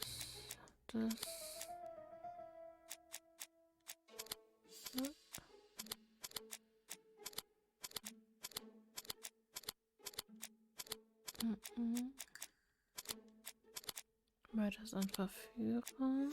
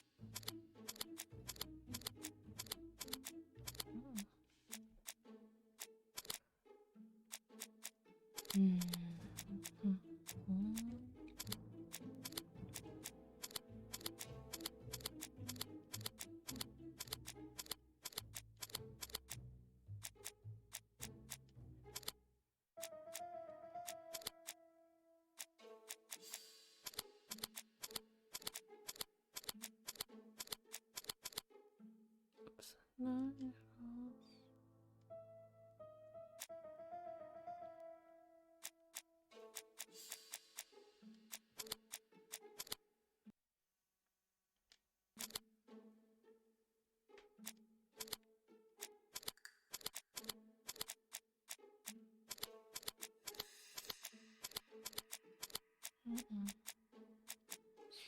Also Villa.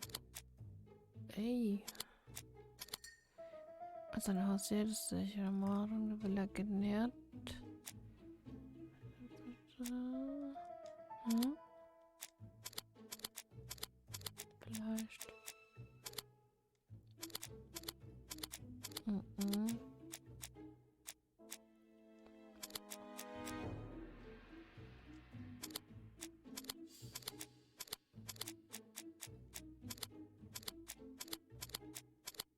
Mhm.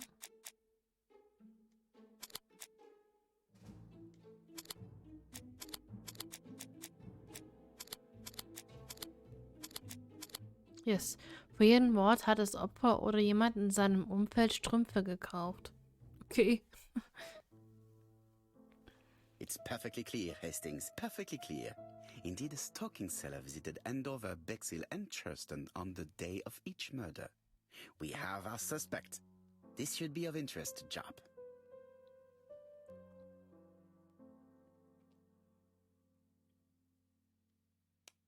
Er hat geträumt, Betty ermordet zu haben. Das war kein Traum, ich habe das wirklich gehört. Irgendjemand anrufen. Chap anrufen. Ich bleibe jetzt mal so zurück. Wo ist das Telefon? Hier, oder?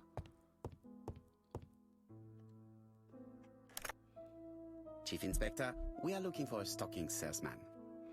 I see you have a suspect. Yes. Contact all the stalking wholesalers who may employ him. Your suspect is a salesman? No, he does not take orders. He sells door to door. Right. The hunt is on.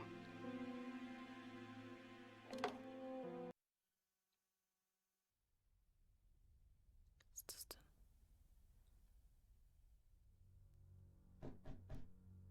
Ach, ja.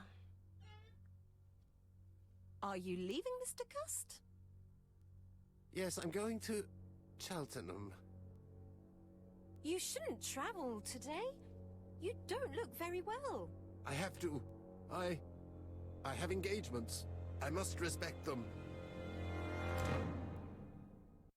Ich habe so einen Verdacht, dass das vielleicht der Mörder ist, aber ich bin mir nicht sicher. Can you get the post, Hastings? And why don't you go and get it yourself? Très bien. Rebär. What's going on? I've never known Hastings to be so disagreeable. Neues Ziel, Post holen. Wow. Ist auch sehr weit bis zur Haustür zu laufen und die Post zu holen.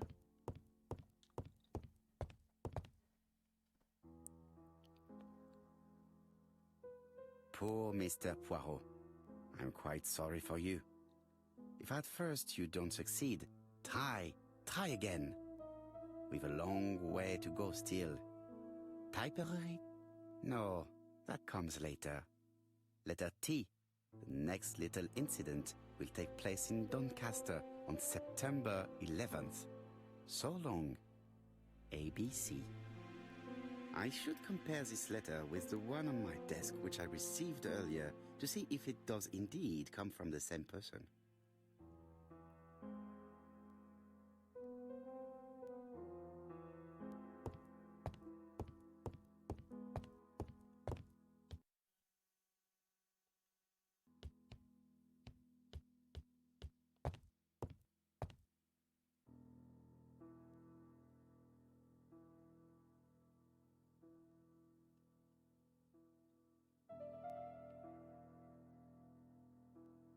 Let us examine this more closely.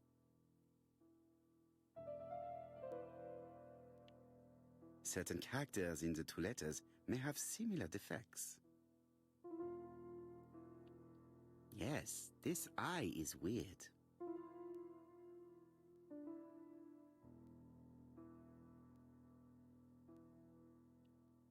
Yes, the I characters in the two letters do indeed have the same defects. I have to find some other similar defects to confirm my theory. Sieht auch so komisch aus. Yes, the A appears to be quite unusual. That's right. The A characters in the two letters do indeed have the same defects. I have to find some other similar defects to confirm my theory.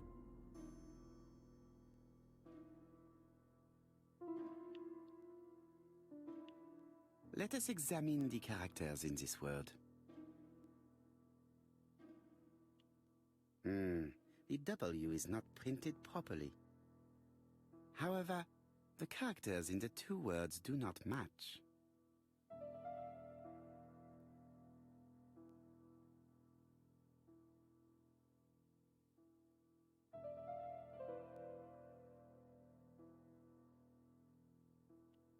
Let us examine the characters in this word. No, this character does not appear to have any defects. Let us examine another word.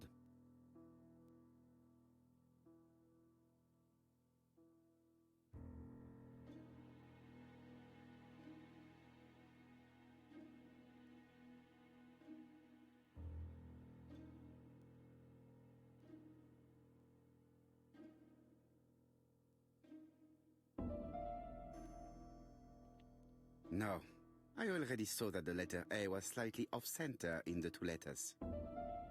I have to find some others.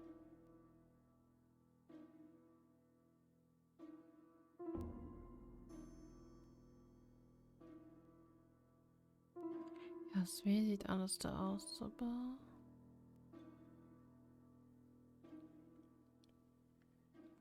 Das E glaube ich nicht. Let us examine the characters in this word.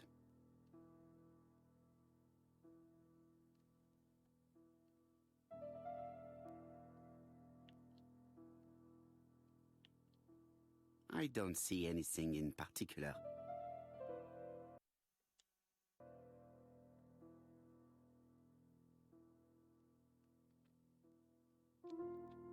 Das D vielleicht. Let us examine the characters in this word. Ne, sieht gleich aus, glaube ich. I don't see anything in particular.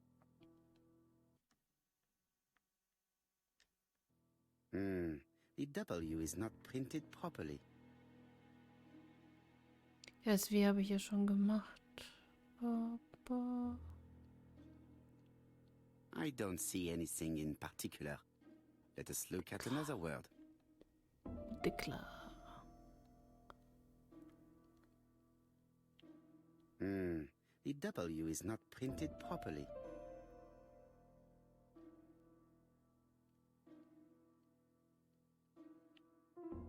Of course, the W characters in the two letters do indeed have the same defect. My theory was right. These two letters were written with the same typewriter. Hastings, he strikes tomorrow. Chief Inspector Japp? He's on another line. Can I take a message? Yes, please, mademoiselle. It is from Hercule Poirot. Tell him ABC strikes tomorrow in Doncaster. He must call me back. Very well, sir. Bien, now I'm going to see what I can find from these burnt documents. I've received the product I need. Hastings, if you do not mind, I would like you to take a few notes. Yes, yes.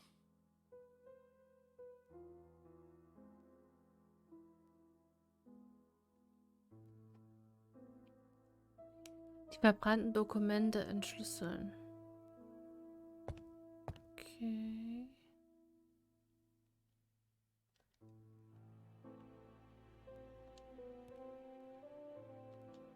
Ja, wo soll ich das denn entschlüsseln?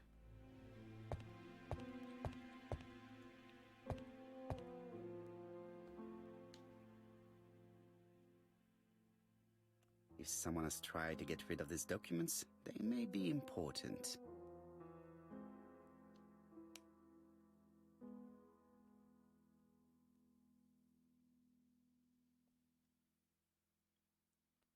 Wo muss ich die denn hinsetzen?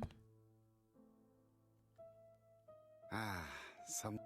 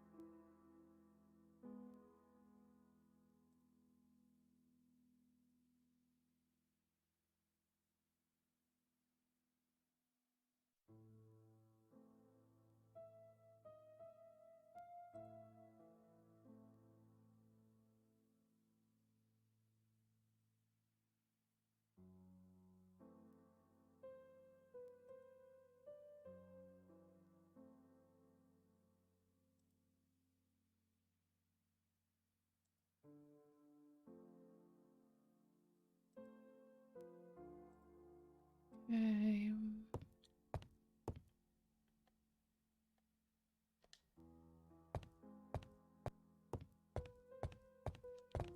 gucken. Now, down to work. What of this needs putting in order a little? Hm.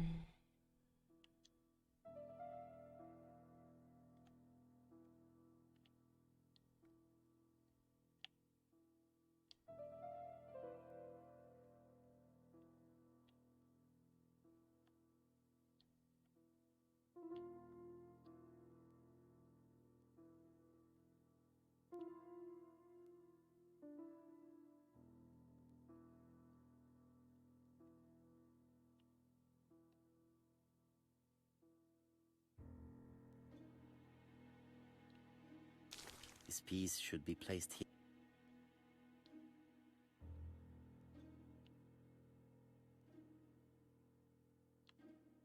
I think that this is right. Mhm.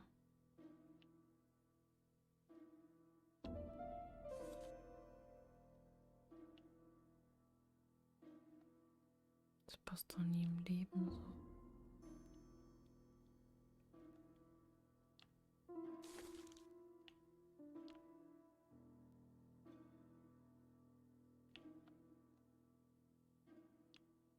This page is finished. Okay. That's done. 3 more to go.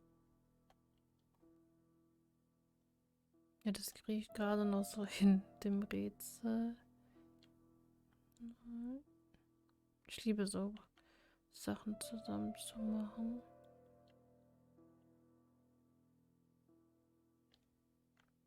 Moment. Das kann hier dran passen. Menschen. Das passt. Okay. Ich weiß nicht, ob das jetzt passen tut. Ja. This page is child's play.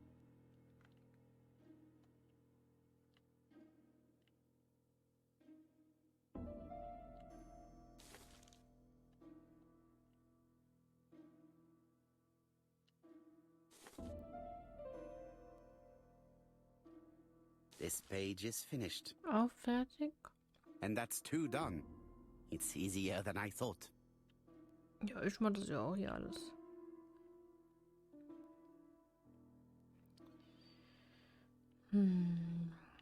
das hier? It's so simple.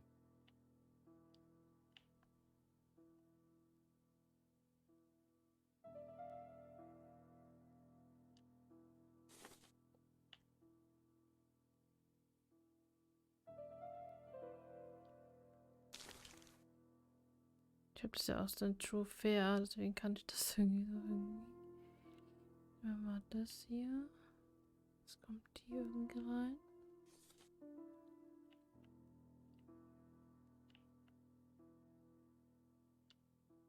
Gut.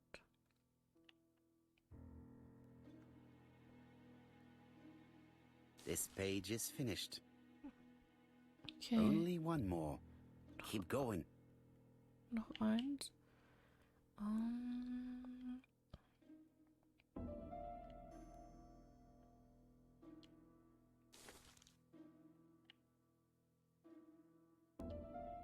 Das passt doch dahin. Oder? Nö.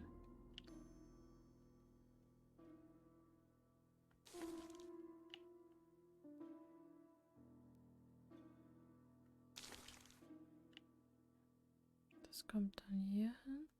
Nee. Doch. Hier? This does not look too difficult. Nö, ist echt einfach. So. This Haben page wir is alle. finished. All the pages are reconstructed.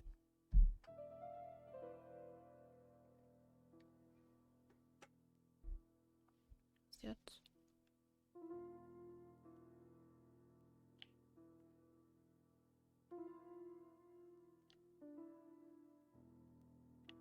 A dry cloth.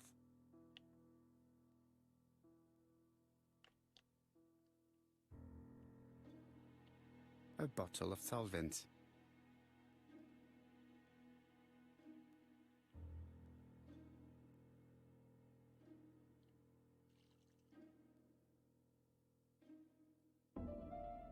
The cloth is now soaked with solvent.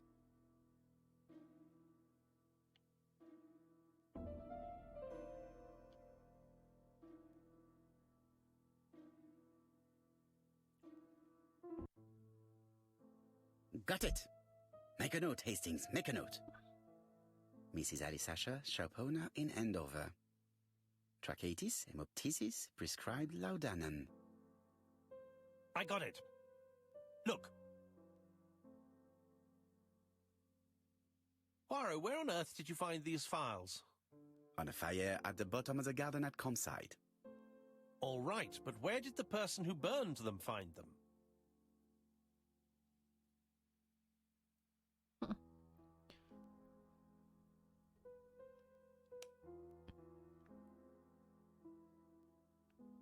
Kommt doch hier anders.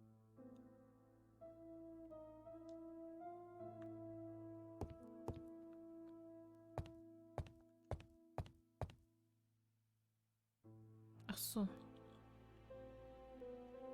Betty Barnard, waitress in Bexhill. Chronic bronchitis causing dysphonia. Advised to stop smoking. Alice Asher, shopkeeper in Andover. Tracheitis, hemoptysis, chronic cough with loss of blood. Prescribed laudanum-based cough medicine. Alexander Bonaparte Cust. While wounded, mustard gas and head trauma. Pulmonary emphysema. Hemoptysis. Coughing fits with blood. Suffers from absences and amnesia. Dick Dudley Dunbar, owner of the Black Swan Hotel in Doncaster. Asthmatic, heart disease, heart condition. Okay. Let us now try and get our brain cells to work.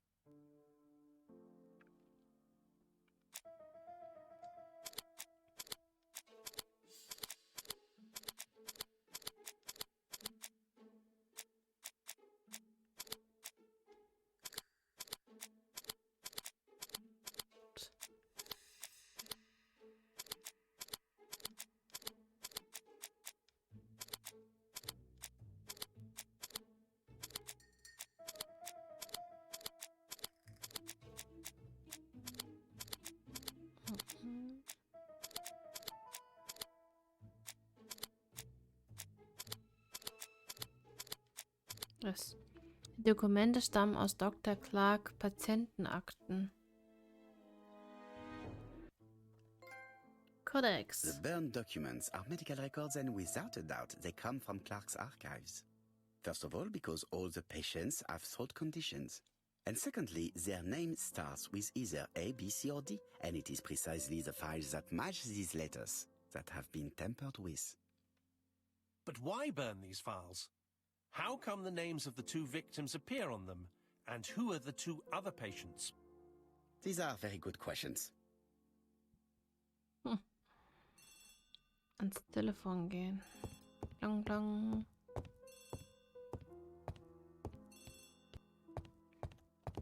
Hello. Hello, Poirot? Any news, Chief Inspector? You wanted a stocking seller? We have one. Stimmt. Reported by his Verkäufer. landlady, Oh who Gott. thought he was behaving suspiciously. He has the most unbelievable name. Alexander von Kuss antworten, Dick Dowry antworten, Wang Chang antworten, noch nach seinen Namen fragen. Besser, oder? What is your stocking seller called? Alexander Bonaparte Cust. ABC. It's a serious lead. I called Doncaster. A person matching Cust's description has been Okay. seen at the station. He got off the train from London, but after that, nobody knows where he went. Das Black Swan Hotel in Doncaster angeben, anordnen, ganz Doncaster durchsuchen, das Ginger Cat angeben, anordnen, ganz London zu durchsuchen. Look for him at the Black Swan Hotel. What? How do you know he's there? Trust me, Chief Inspector. You appear to be Keine very sure of Ahnung. yourself. Very well. I'll call the Black Swan straight away. Jones is going to get a shock when he learns that there's a murderer under his roof.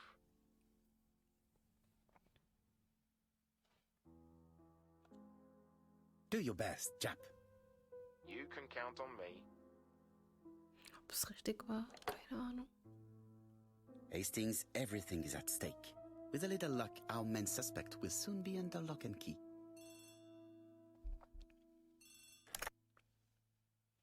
So, has Cust been arrested? Yes, the Doncaster police are sending him by Yes. train. That is good news. But why so gloomy, Chief Inspector? Well, when I told the hotel owner that he was sheltering a murderer, he Ooh. collapsed. He's dead? No, fortunately, Ist er but it has tot? taken its toll on him. It has So to be frei, said ey. that with his name starting with the letter D, he had every reason to fear Cust. I bet he was going to be the next victim.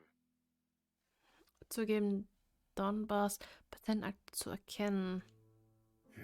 Chief Inspector, I believe that I share responsibility for this incident.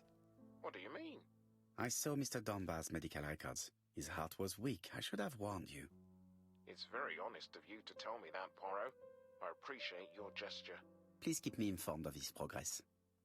You can count on me. I'll do what's needed. I will visit him at his bedside when the killer is caught. That's typical of you, Poirot. Ach so, das wird Focus man auch on nicht the der next Mörder. part of the investigation Eieiei. in order to avoid other incidents. Gucken, ob wir While ihn we're waiting to question erwischen. Cust, we could search his room in London. Where does he live? The Marbury Guest House? I'll see you there. Yes, but start without me. First of all, I have to sort out a few details for Cust's transfer. I understand. À bientôt. A bientôt. Hastings, we are making good progress. Please go and search the room of our number 1 suspect. With pleasure. I did have a dentist appointment, but I'll cancel. The dentist. So that is why you were so nervous and bad-tempered. A visit to the dentist is never an enjoyable prospect. But an Not unavoidable one. Go to your appointment, Hastings. I will manage on my own.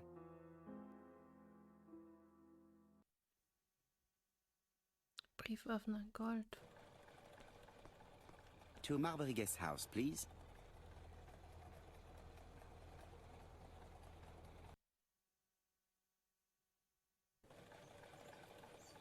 In die Pension Marbury gehen.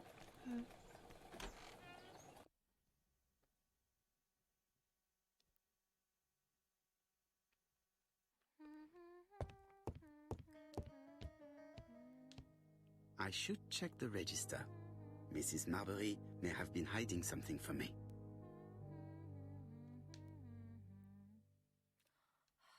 It looks like I've found the real master of this house. Katzenporträt. Ein Kissen mit Haaren. Ein Deckel am Ende eines Fadens. There is no need to worry about the household cat. I'm sure that Mrs. Marbury lets it do what it pleases.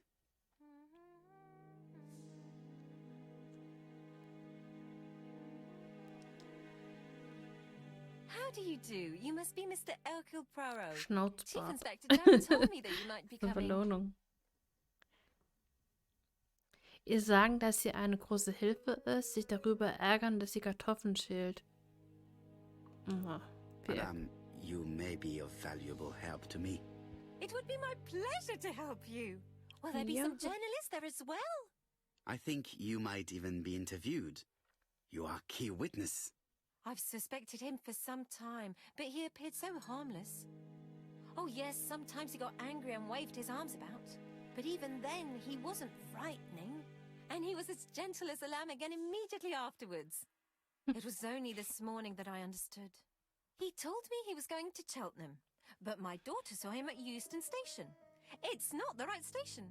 To get to Cheltenham, you have to take the train from Paddington.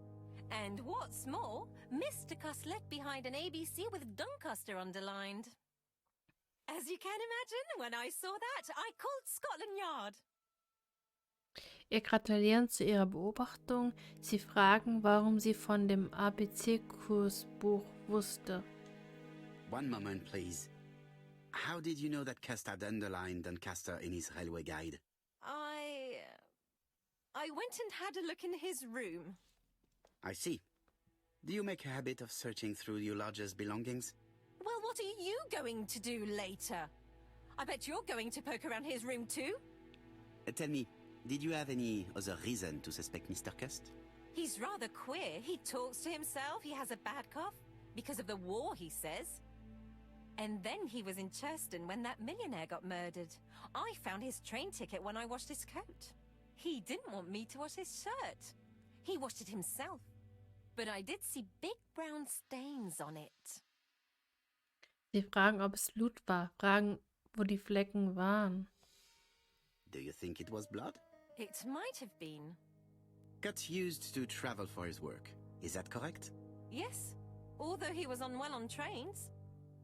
Do you know where Cust was at the time of the murder in Andover and Bexhill? On June the 21st and July the 25th? No idea. But surely you keep a register. It won't do you much good. Mr. Cuss rents his room for the year. If he goes away for a few days, I have no reason to make a note of it. Ah, I remember one thing. Bexhill's by the sea, right? Indeed, it is a large seaside resort.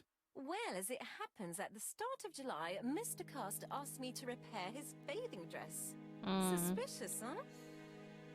Sie bitten fortzufahren, hervorhebend, dass Bexhill nicht der einzige Badeort ist. Ich sag mal fortzufahren. Very interesting. Please continue. I also forgot to say that he started buying newspapers that talked about the case.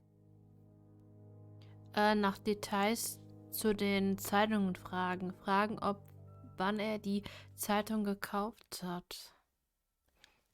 When did he start buying the newspapers? Let's see. I think it was just after the millionaire's murder in Churston. He didn't seem all that interested before that. That will be all for now. I'm going to take a look at his room. Take the key on the counter.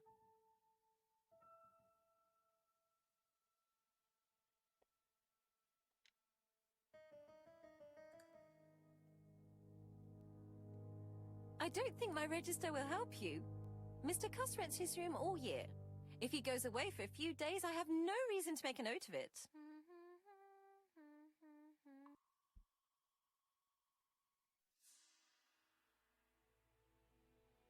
The truth is becoming apparent, and I have something to say to Mrs. Marbury.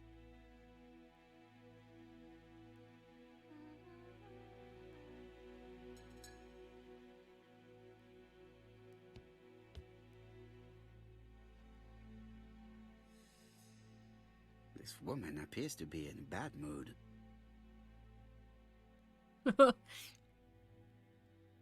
Unkommunikative Haltung. Schnelle Gesten. Verärgertes Gesicht. Mrs. Marbury is taking out her bad mood on the evening meal's potato. Die armen Kartoffeln.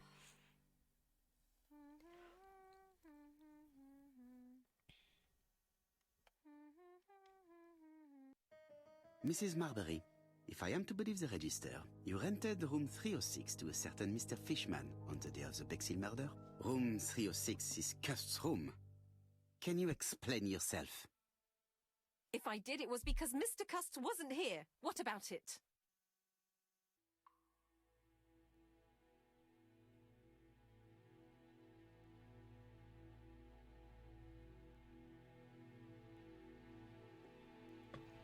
Sie verständnisvoll zeigen, sie des Betrugs bezichten. It doesn't matter, provided that you remember to change the sheets. Of course I changed them.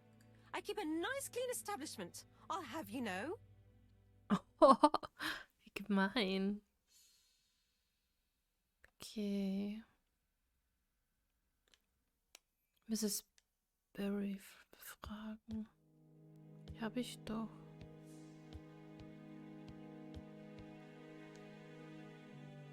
Habe ich irgendwas Falsches geantwortet?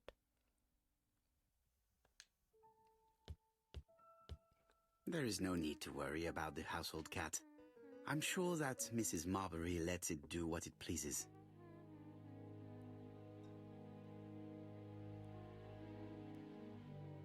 Don't forget to return the key. Ach so, habe ich den Schlüssel schon bekommen. Dann gehen wir mal hoch. Wir gucken mal.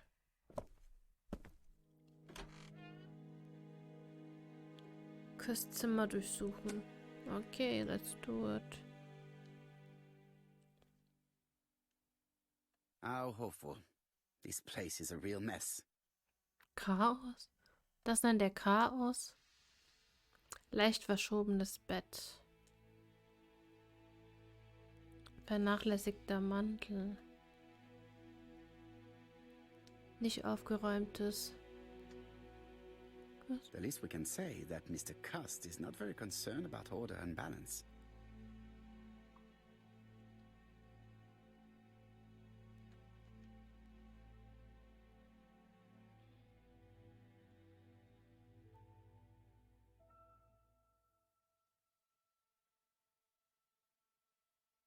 Das ist doch dasselbe Laudanum Fläschchen, oder? Cameron's Chemists. Laudanum, a medicine for coughs. It is what Dr. Clark Genau. prescribed for Mrs. Asher. This subject will probably be useful to me.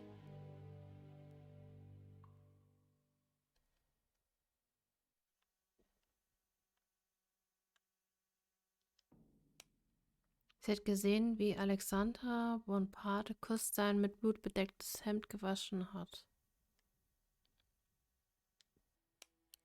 Okay. Was ist hier noch? Sedativ. Diethyl barbituric acid, Johnson Company. I know this medicine. It is a powerful sedative. This subject will probably be useful to me. Mal gucken, für was es nützlich ist. Gut, gehen wir mal weiter gucken. Hier zum Beispiel. Messer.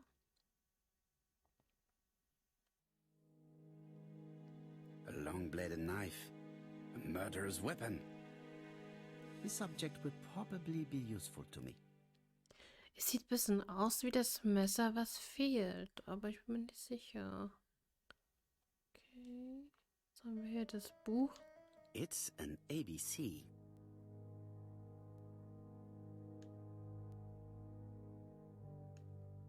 John Milligan, Managing Director, Silky Legs, Frederick Street, Leicester. To A.B. Cust, Marbury's Guest House, 1935, May the 21st. Dear Sir, further to our letters dated 5th and 10th of the month, We confirm we are you as door-to-door salesman, according to the conditions stated in our previous letters. We will send you the articles by mail and also a red field typewriter you will be using for every business letter. Regarding the schedule of your rounds, please do as following. June 21, Andover. Arrive by train the 20th in the evening and get a room at Station Hotel. Start your turn in the north part of the town. This letter establishes that Cust went to Andover, but the ink has hidden the destinations of his other trips. I know from Mrs. Marbury that he went to Churston. I just have to show that he went to Bexhill, and I will have proved that he was present at all the crime scenes.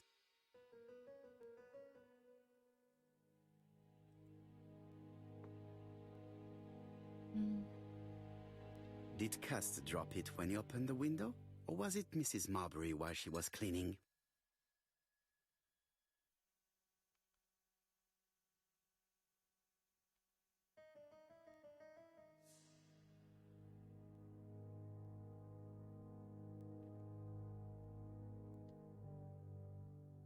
I have to get the ribbon.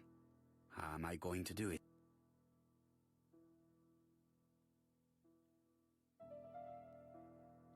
The ribbon is jammed. I have to start by freeing it. The ribbon is jammed. I have to start by freeing it.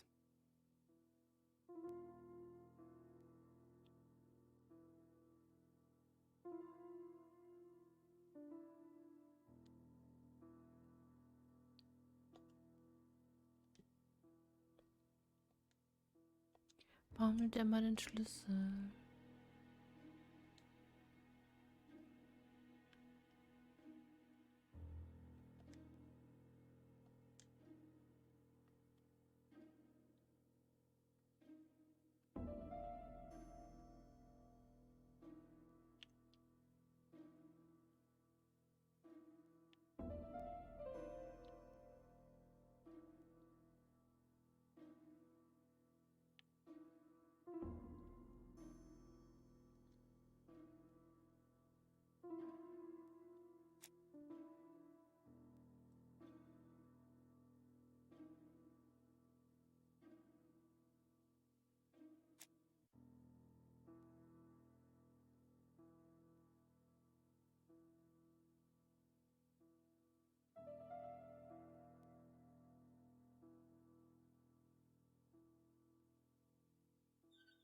The left-hand heel has been removed.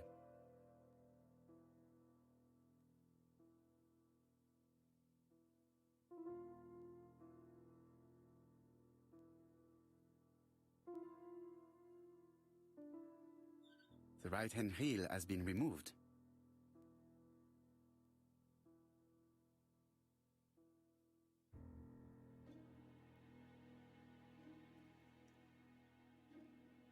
And here is the ribbon. Let us see if it was indeed used to write the letters sent by ABC. I only need the ink ribbon for my inquiry. I will let Jack clean the keyboard if he wishes.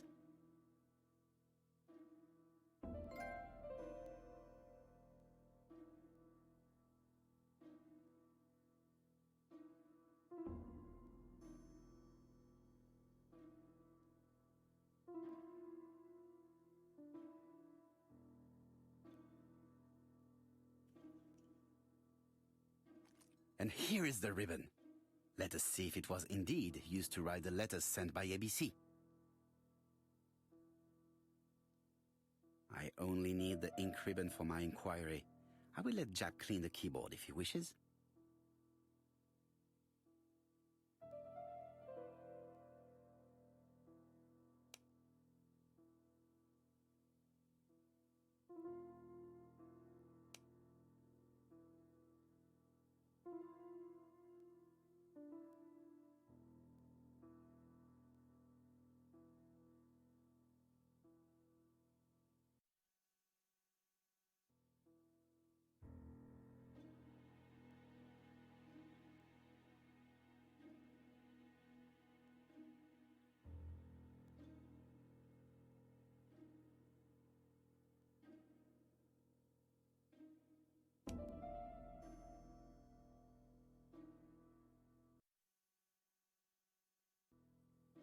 All the letters announcing the murders were written on Cust's typewriter.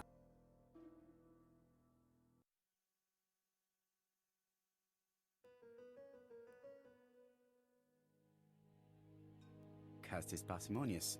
He keeps his pencils and sharpens them until there is nothing left. It is clear that he did not grow up in luxury.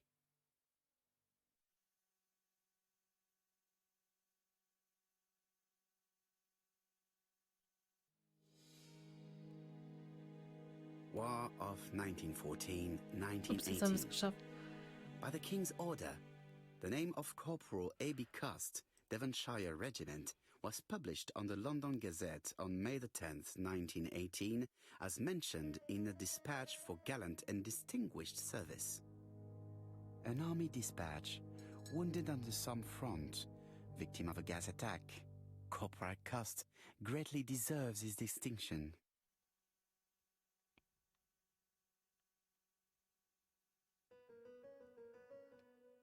Also welche Bücher? Gucken wir mal da. ABC guys, enough to sign about a dozen murders. It's closed. Können wir doch, glaube ich, das Messer benutzen, oder? Ja. This knife is very useful. Who knows? Maybe it never cut anything other than string. Stockings.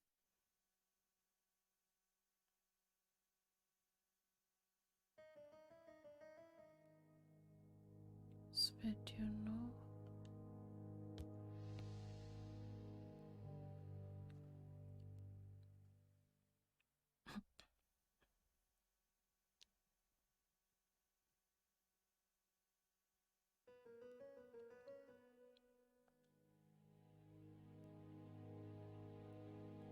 Das sind auch noch Sachen.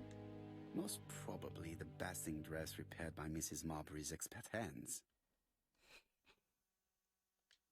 All the main articles referring to the ABC case are here, from the Churston murder onwards. Nothing before that date. The Bexhill Daily paper, dated from the day of the Bexhill murder. Trousers, white shirts. Everything has been washed very well. Wo fand sich gerade was?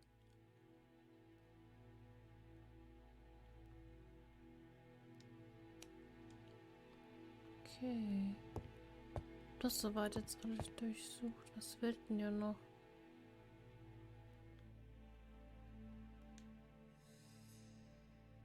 The least we can say that Mr. Cust is not very concerned about order and balance.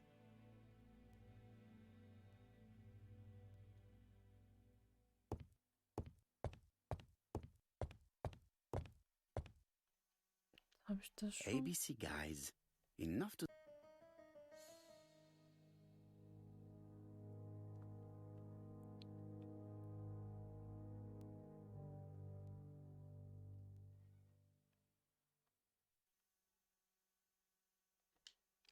Also, was? This dark stain. It could be blood, but goodness knows how long it has been there. Let us now try and get our brain cells to work. So, jetzt tun wir die grauen Zellen nutzen wir. Das hier? Yes.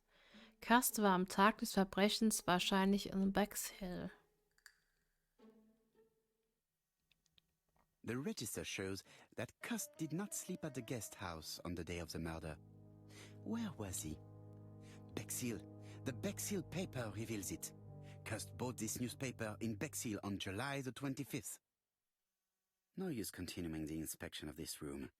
I've seen all there is to see. Mit Chef sprechen.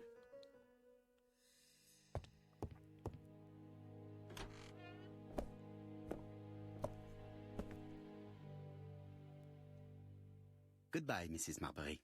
Thank you for your help. I look Aurora. forward to seeing you again, Mr. Poirot. Ah, Chief Inspector. I was about to leave. Good evening, Chief Inspector. Welcome.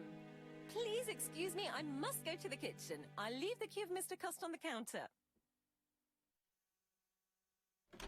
I'm sorry I'm late. I've spent ages with the Doncaster police. And you? I have established one fact. On 3 occasions, Cust was at the scene on the day of the crimes.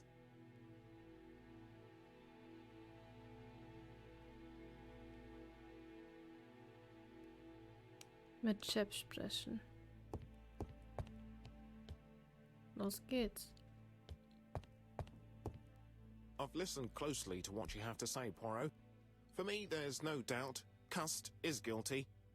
Do you have any element that might prove the contrary? That is what we're going to look for.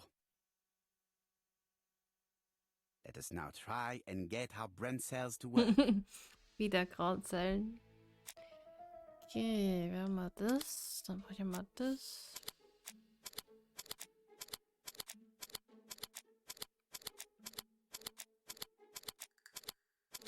Mhm.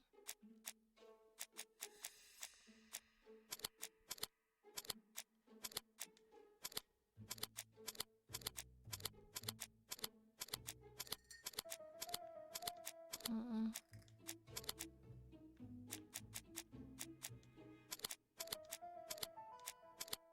Ups.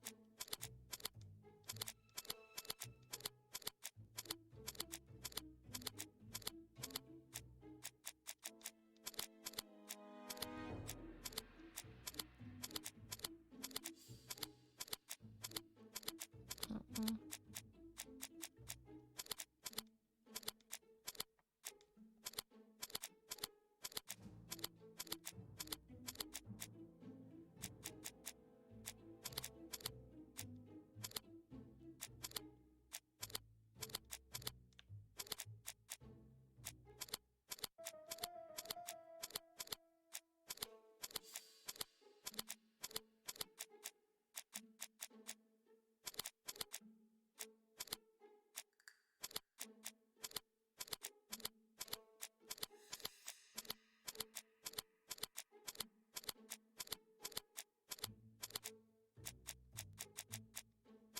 Okay, aber das Messer.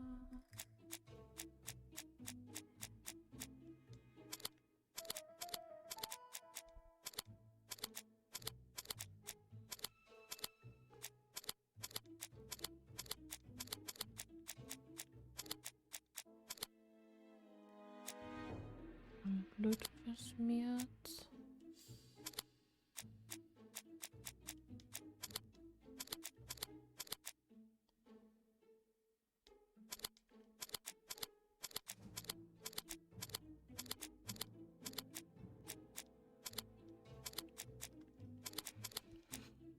Hm.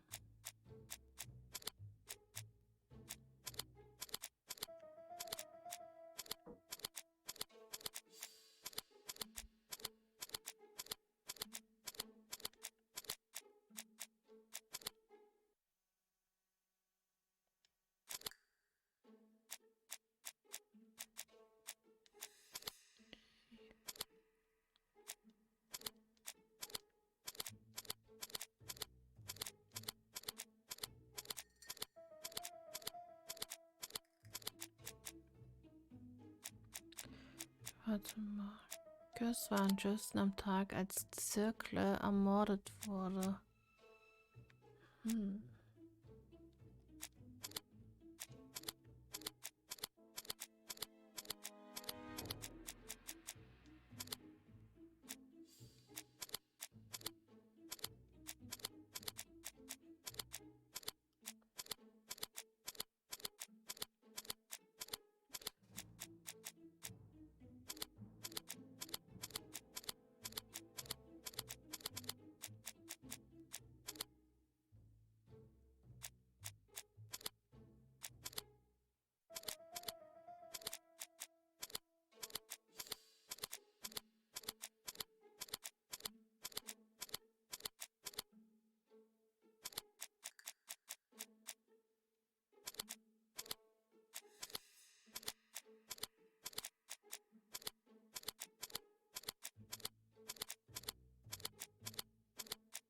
Mhm.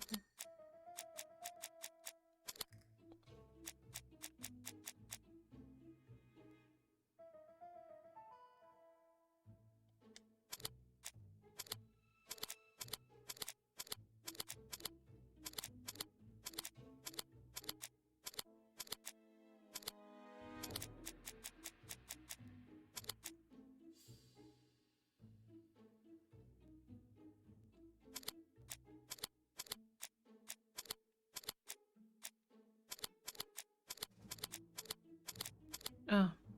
Just befand sich an allen Orten. Oh. Du musst dann echt seine grauen Zellen anschauen. Okay. Gibt es Gemeinsamkeiten zwischen Cost und dem Mörder? Ja.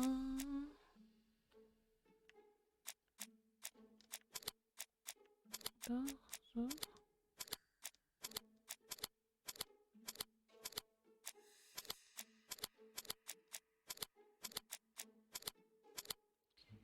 Warte mal. So. So.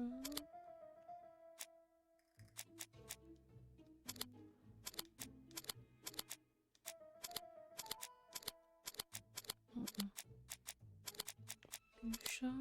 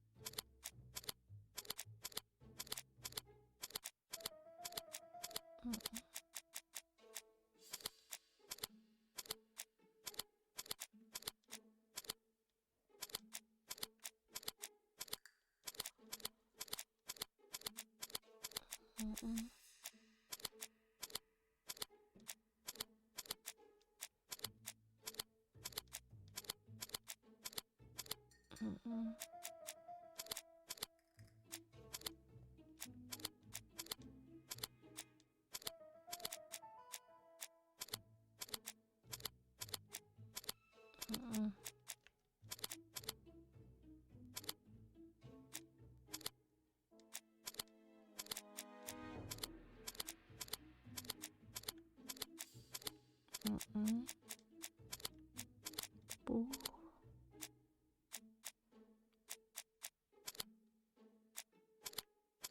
Yes. Er hätte dieses Verbrechen begehen können.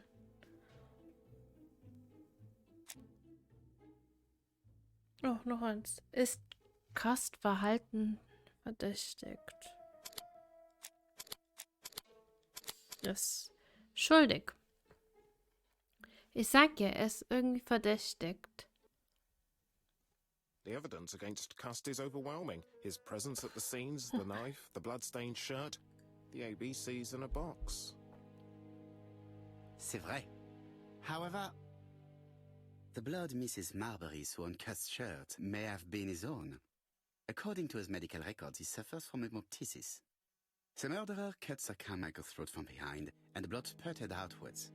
You would expect the murderer's shirt to be stained on the sleeves, not on the buttonholes, yet we see quite the opposite. You would expect the murderer to keep the newspaper articles about his crimes. But Cust's collection starts in Cheston, as if it discovered the case rather late. Hab schon überlegt, mit einem Jumpscare in den Tag zu starten. Das wäre aber etwas zu krass. Hi, Olo, na? Alles gut bei dir? Und wie weit bist du mit, God of War? Bist du weitergekommen? Ich dachte heute mal Montag, Montag ist sowieso ein komischer Tag. Bringen wir dann das Spiel zu Ende. Ich weiß nicht, wie lange es noch dauert. Ich hatte 2 Tage dann mal Pause gehabt. Ich war nach den 13 Stunden Stream richtig kaputt. Wie war dein Wochenende so? I shall remember that. Right. I'll go and examine the suspect's room.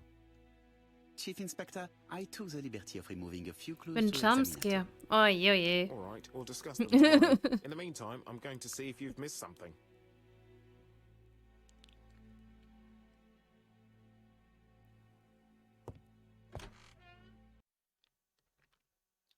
Ja, ich habe mal ein bisschen bei den Kanalpunkten ein bisschen neue Songs reingemacht. Gut, was müssen wir jetzt tun? Nach Scotland Yard gehen. Okay, gehen wir zum Taxi. To Scotland Yard, please. Ich bin soweit schon gut vorangekommen, aber kommt drauf an, wie lange das noch geht mit dem Spiel.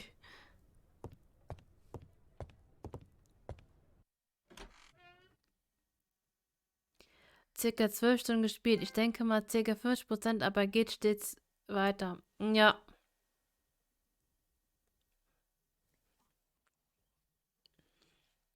Boah. Ja. Mal gucken, was noch ist. Ja, das Stream war echt krass. 13 Stunden habt ihr gemacht. Respekt. Ja, so habe ich mich danach auch gefühlt. Ich war so tot. Ich bin auch irgendwann ins Bett gegangen. Du hast circa 12 Stunden gespielt. 50% steht's weiter. Okay, krass. Küss befragen. Ist ja der Mörder hier. Hallo Küss, was haben Sie zu sagen? Aber ich tue ihn jetzt erstmal analysieren. This man is not in good shape. Ja, das war erst einmal, dass ich mal einen so langen Stream gemacht habe. Oh. Niedergeschlagene Augen. Nervöse Gestik.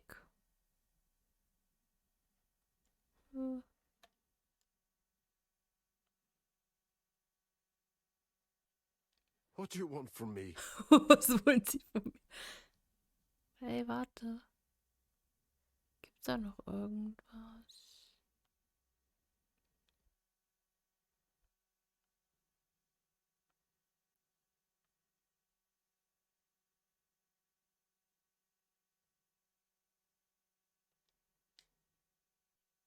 What do you want? Ich will sie analysieren. Zerknitterte Jacke. Mal He gucken. is worried and very tired, and other police have been hard on him. Ja, was soll denn sonst dann? Okay, jetzt befragen, was steht da? Okay, befragen jetzt mal. Gucken, was er uns zu sagen hat. Oder ob es der Mörder auch ist. Diese Fliege hier. What Geh do you want weg. from me? Die Fliege hindert mich an Durchspielen. Fragen, ob er weiß, wer mit ihm spricht. Ach so, Olo, ich habe mit den, ich weiß nicht, warst du dabei noch? Ich habe mit den Lambo gekauft, den V12er VGT oder wie der heißt, der für 1 Million.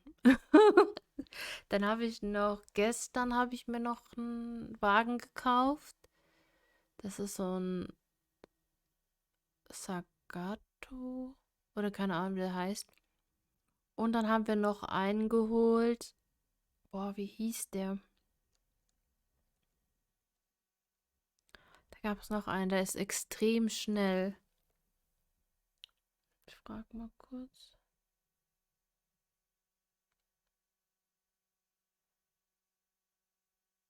Ach so, dieser Tomahawk. Boah, ich bin ja diese X-Runde gefallen. Da gibt es ja diese Route X. Ein kurzer, du fährst ja keine Ahnung. Der fährt 1000 irgendwas. Das ist so krass gewesen. Ich fahre so, auf einmal so, voll durchdreht. Am Wochenende war Family Birthday gehabt. Da hat nicht allzu viel gezockt. Gesunde Balance. Okay, cool, cool. Geburtstage sind immer manchmal cool. Kommt immer drauf an, was für Geburtstage. Ja, cool. Ja, das Wochenende bei uns entspannt gewesen soweit. Und ja, gestern, vorgestern haben wir noch ein bisschen weitergespielt. Wir haben Streckenerfahrungen gemacht.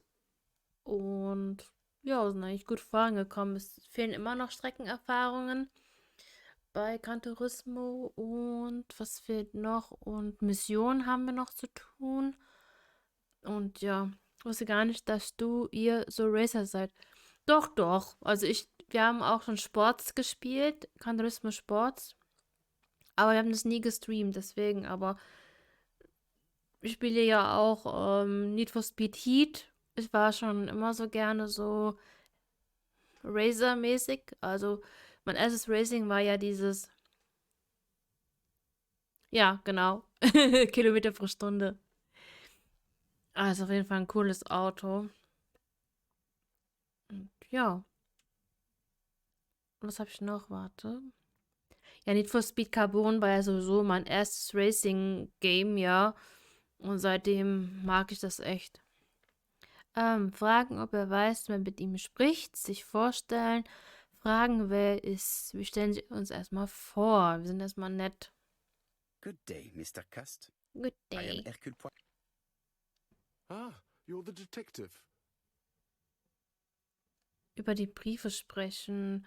Fragen, warum er die Briefe geschickt hat. Sprechen wir erstmal über die Briefe. Yes, I am the person you have been sending the letters to. I didn't write these letters. I've already said so. Seine Unschuld zugeben, ihn dazu bringen, zuzugeben, dass er es vergessen hat. Maybe you forgot that you wrote these letters. Yes, it's true. Sometimes I forget. Maybe I did type them. Fragen, ob er töten kann, ihn beschuldigen, ein Mörder zu sein. Zugeben, dass es ihm nicht glauben, ein Mörder zu sein. You are capable of murder, Mr. Cust. It's true. During the war. Darauf bestehen, dass er den Krieg gemocht hat, ihn dazu bringen, über die Armee zu sprechen. Need You for Speed enjoyed the Underground war, 1 und Cust. 2, Need Admit it. for Speed Wanted. Die I didn't Games want to be haben es mir discharged. angetan. Sowas würde ich auch wieder mal spielen. Ja, Underground habe ich auch noch, aber ich muss mal gucken, ob der PC das annimmt, weil da steht immer irgendwie beschädigte Dateien und so weiter. Ich habe auch noch Need for Speed Underground 1 und 2. Carbon habe ich jetzt nicht mehr, das hatte ich mal, keine Ahnung, wo das jetzt liegt. Dann habe ich noch Heat. Most Wanted haben wir, glaube ich, auch. Ich bin mir nicht sicher. Und ja. Ihn des Mordes an Dr. Clark bezichtigen, in der 3 Morde bezichtigen oder ihn glauben lassen, dass er unschuldig ist. Gehen wir auf die harte But you Tour. killed him, as well as 2 other people. That's what they all say.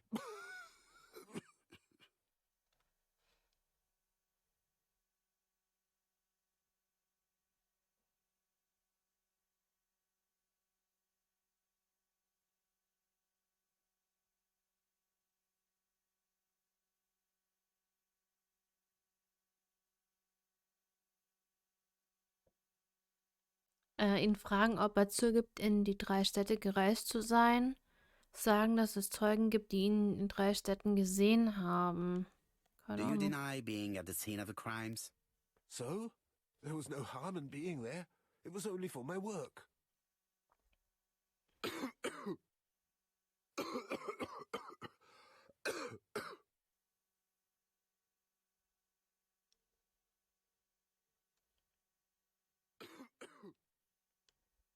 Er war in der Stadt, wo ein Mord stattfand. Kurz befragen.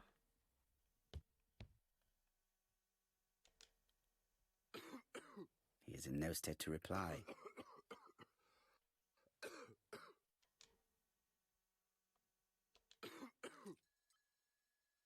Take this. It will help you. Thank you. Was jetzt noch? Können wir jetzt weiterreden? War das richtig oder falsch? Ich hoffe, wir springen jetzt nicht um. Wir brauchen ihn noch. Oh, good God, my shirt is covered in blood again. Oh. Jetzt Bon. kommt's raus. I now know where the bloodstains Mrs. Marbury saw came from. Are you well enough to speak? Yes, I feel much better.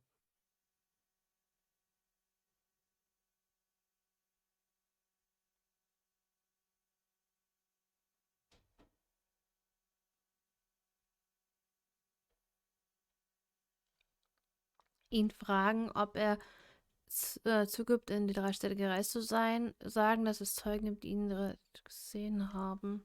You were seen at all the crime scenes. Yes, I was. I travel a lot. But Wegfliege. not for pleasure. I am terribly unwell in trains. But I had to respect my engagements. My employer gave me very precise written instructions about the towns I had to visit. Kann schon gar nicht mehr abwarten, beide zu zocken. Es gibt selten Spiele, die so eine Hammer-Story haben. Ja, ich kenne auch manche Spiele, da wollte ich es einfach sofort durchspielen. Aber ich freue mich schon so auf Freitag auf Devil in Me. Boah, ich freue mich schon auf das Spiel. Ich habe das für Freitag 13 Uhr geplant. Ich hoffe, bis dahin ist es da. Es sieht so aus, als hätten sie getippt, bevor sie sich selbst zugeschickt haben. Das beweist, dass sie der Verfasser sind. It proves that you wrote them. I may have. Good God! I don't know what's happening to me. My head hurts terribly. Was hat denn der noch alles? Der hat auch noch Kopfschmerzen. Göttlicher Beistuhl. So, wir jetzt noch Kopfschmerztabletten, Schmerzmittel. Moment.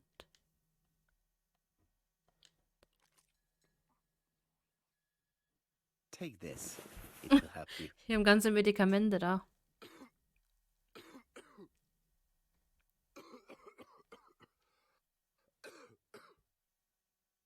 Oh, I think I'll be fine. Let us see, Cust. Look at me. You know very well that you committed these murders? Yes, I know. But I'm not wrong in saying that you do not know why you committed them. Du hast es online No, in PSN Store I don't. gekauft. Ja, genau. Habe ich mir vorbestellt gehabt. Was jetzt noch? Er streitet nicht ab, diese Verbrechen begangen zu haben, kann sich aber nicht mehr erinnern. Mit Chef sprechen. Eieiei.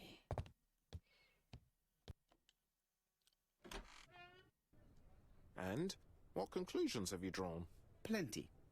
It might help us to understand him König a little better. Schnurrbart. Let us now try and get our brain cells to work.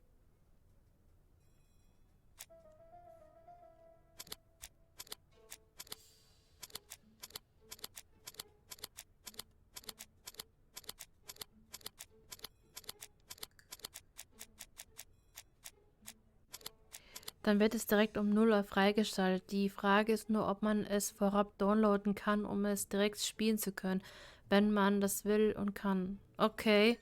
Ja, sehe ich ja dann. Bin ganz gespannt. Müssen wir es anschauen dann. Ich gucke ja sowieso vorher nach, bevor ich dann streamen tue, ob ich es downloaden kann oder nicht. Dann mal schauen. Ich hoffe. Ich komme schon ganz Zeit auf das Spiel. Schon echt lange. Was weiß man über Kurzgesundheit?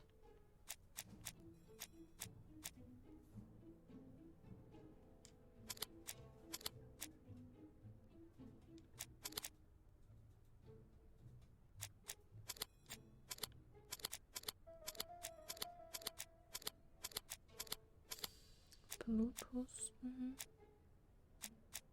Momenten. Bluthusten.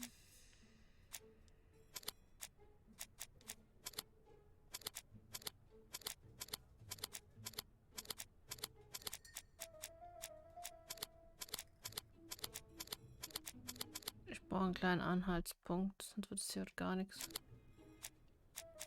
Jetzt habe ich ja das beschmutzte Hemd, das ist richtig. War mit Blut geschmutzt.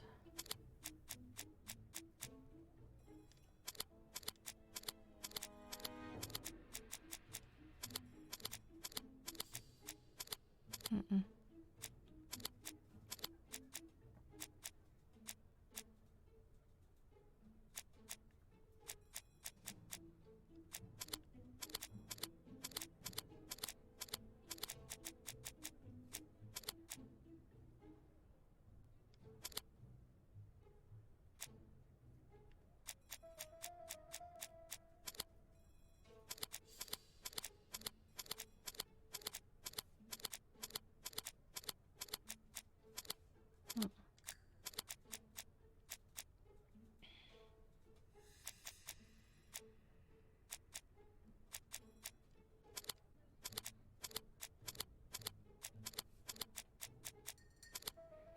Christie ist mental und psychisch schwach. Das ist gerade das Profil eines Killers.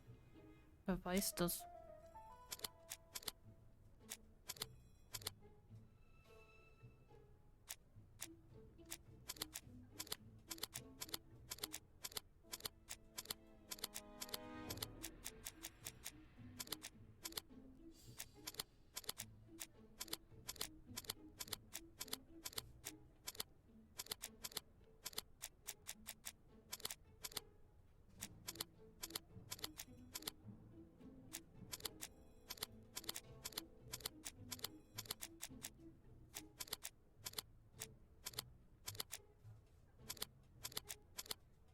Man würde erwarten, dass das Hemd des Mörders an den Ärmeln und nicht an der Knopfleiste beschmutzt ist. Und so weiter.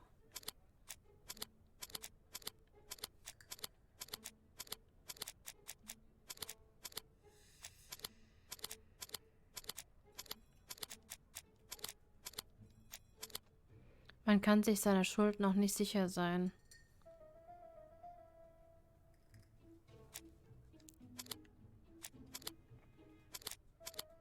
Unschuldig. What? Wer ist denn dann der Mörder? Wie lange dauert das denn noch? I don't see any clearer than before. This is worse.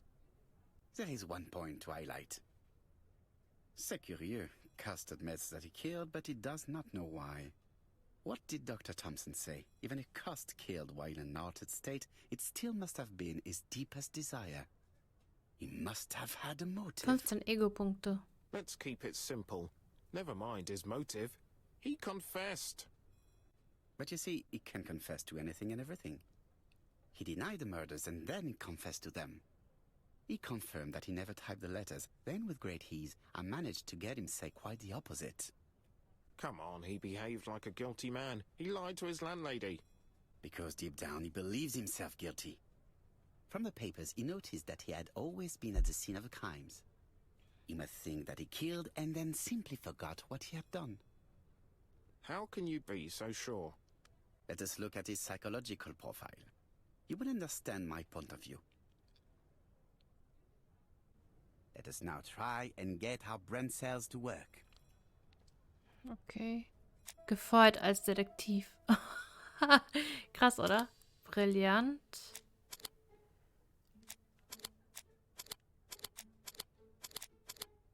Unbedeutend.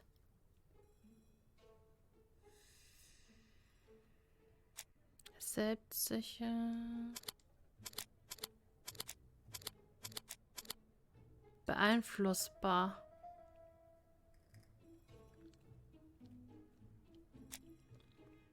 Verführer.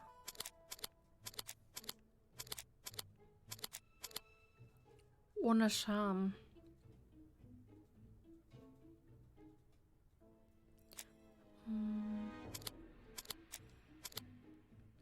Mag keine Züge.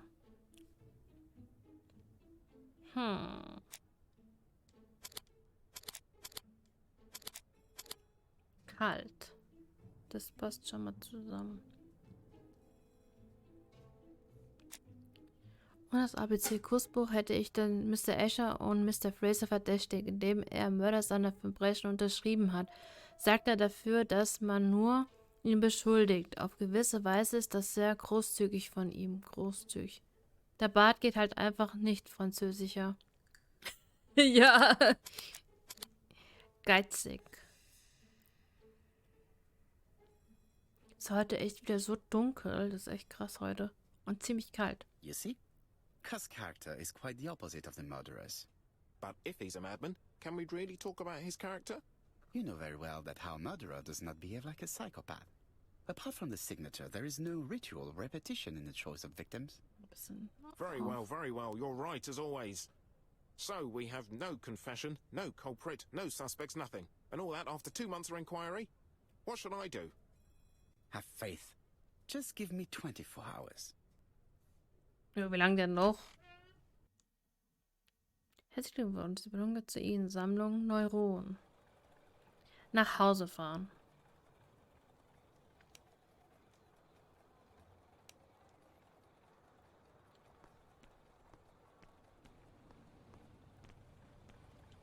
To Whitehaven, please. Please.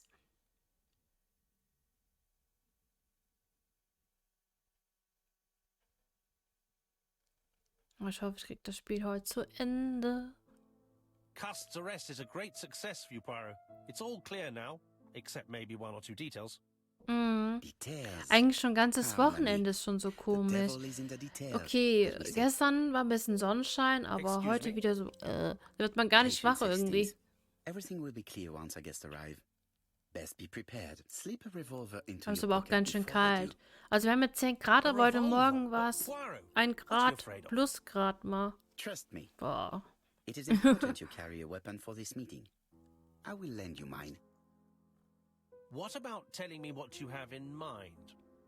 Surtout pas. You wouldn't be able to play your role. Wait one moment, I will bring you my weapon. Ihnen mal eine Waffe. Hastings den Revolver bringen.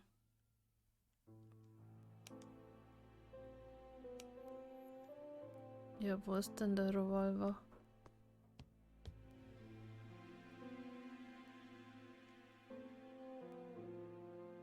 Hunting. Hastings' photo album. He is very proud of his bag. Das habe ich schon 1000-mal angeschaut. Langsam reicht's mir mit der Agatha.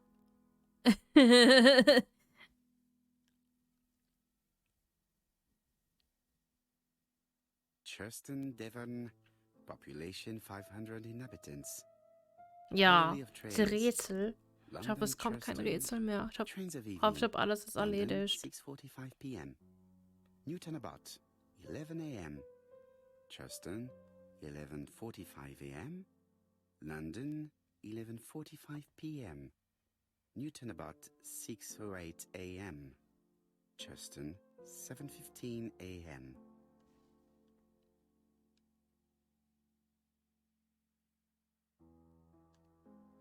Wo soll denn der Revolver sein jetzt?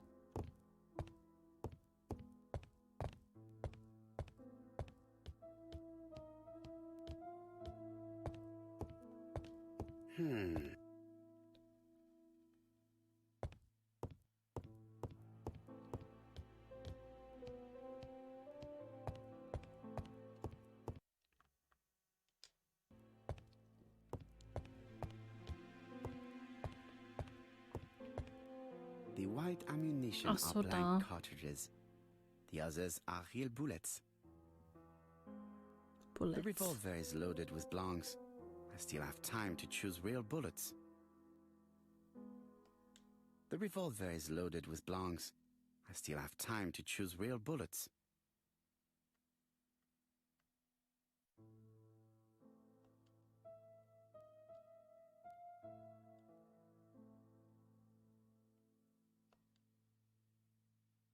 The revolver is loaded with real bullets. I still have time to choose blanks.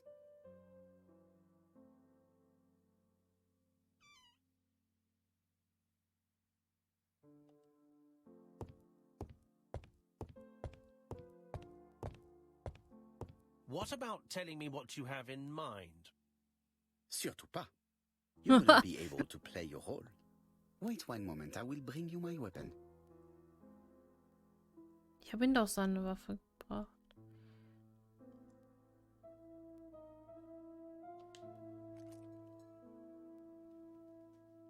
Voila, I entrust you with my weapon. It has hardly been used, it is almost new.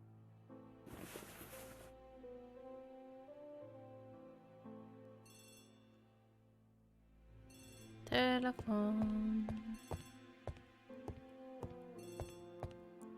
Hello. Chief Inspector, is that you? Yes. Sorry, but we haven't found anything. Have you checked the typewriter? And the packaging, the letter, and the ribbon reel. We've only found prints left by Cust and his landlady. Well, never mind, I shall make do. So, are you still going to hold your meeting? Of course, Chief Inspector. I can hear my guest coming up the stairs. Why have you brought us here, Mr. Poirot? Wieder alle Since Cust's versammelt. arrest, I thought it was all done and dusted. Miss Gray formally identified him, as well as Miss Barnard.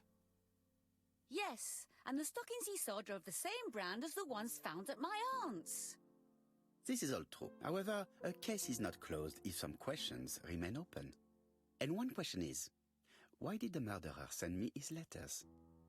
Why did he challenge me, Hercule Poirot? Perhaps he wanted to play with you, to taunt you.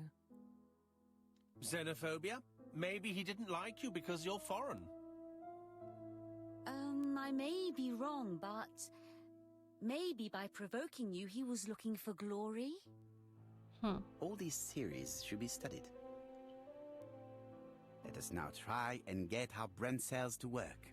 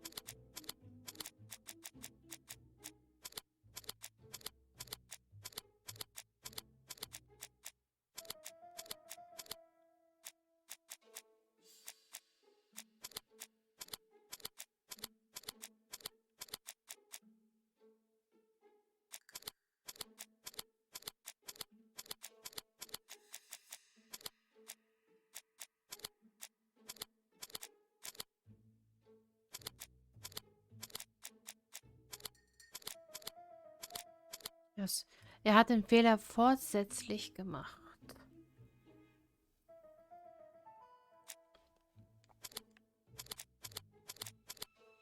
Er hat das per Rot geschrieben, weil seine Adresse nicht sehr bekannt ist. Is everything clear now? You might like to explain your reasoning again. Of course. First of all, remember that the murderer made it a rule to always post his letter before the murder. He never digressed from that rule. However, in Churston, he encountered a problem. The village has only 500 inhabitants. With advance warning, it would be easy to arrest him. Therefore, the murderer delayed his letters deliberately with the wrong address. The plan wouldn't have worked if he'd sent it to Scotland Yard or the papers because everybody knows their addresses. The mistake would have been corrected and the letter would have been on time. That is why the murderer chose me as the recipient. Because for his plan to succeed, it was necessary for at least one of the letters to have a wrong address and get lost. It was very cunning. Absolument. It is a very subtle plan. It matches the profile we have drawn up of him perfectly. That of an intelligent, daring and calculating murderer. But that's not how you describe Cust. You are quite right, mademoiselle. Like you, I find it hard to believe that this dull character is the clever murderer we are looking for. Do madmen... I mean, if he's mad, he might have two very different sides. No doubt. But the murderer is not mad. All the specialists agree that he does not have the profile of the psychopath. But if Cust is not guilty, how do you explain his presence at the scene of the crimes? Mr. Clark, the answer to your question is in the medical records of your brother's patients. Documents which Cust most certainly did not have access to. Let us now try and get our brain cells to work.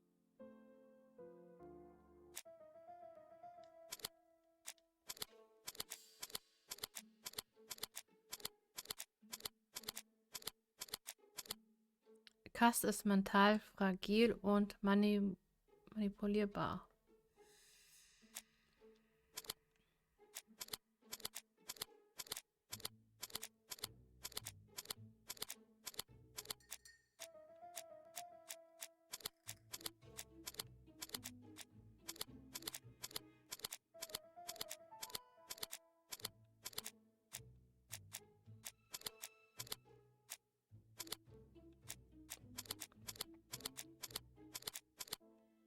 Der Mörder hat Cust manipuliert, indem er ihn die Städte der Opfer geschickt hat, um Spuren zu verwischen, aber hat niemanden ermordet und bla bla bla bla.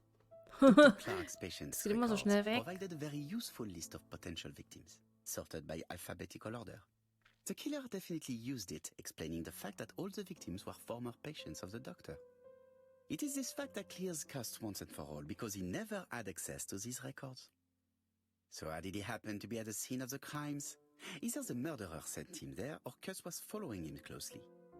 Cust's highly suggestible nature leads us to the second hypothesis. The murderer was manipulating him. He systematically sent Cust to the towns where he was going to strike, so that the suspicion would land on the poor man's shoulder. That's evil. What sort of killer could have such a plan? And what would he gain from 3 completely different murders? Indeed, it seems unlikely that the same murderer committed all the crimes. What should we take from that? Sagen, dass ein einziger Mord für einen Mörder von Interesse ist. Sagen, dass der Mörder aus Vergnügen tötet.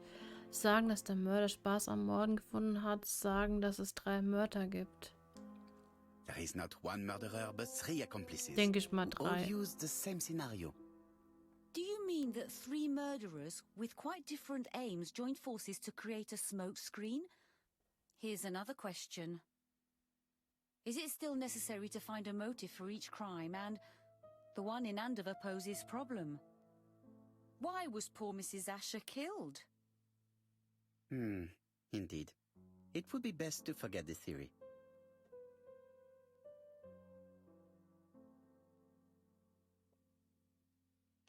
Eins. Just one murder was of benefit to the murderer. The others were just diversions. On reflection, there is only Das one dürfte vielleicht conclusion. richtig sein. The murderer killed once out of interest and twice to divert our attention. This reasoning points at 2 potential Die culprits. Akzente sind echt schreckliche. Franklin Clark. Donald Fraser? Yes, mademoiselle. That's good thinking. Mr. Fraser may have killed Betty Mr. out of jealousy. Fraser. Ich kann das nicht mal Mr. Clark may nachmachen. have killed his brother in order to inherit his large fortune. Both have a motive. But Donald did not have access to Dr. Clark's records. Please allow me to disagree with you, mademoiselle.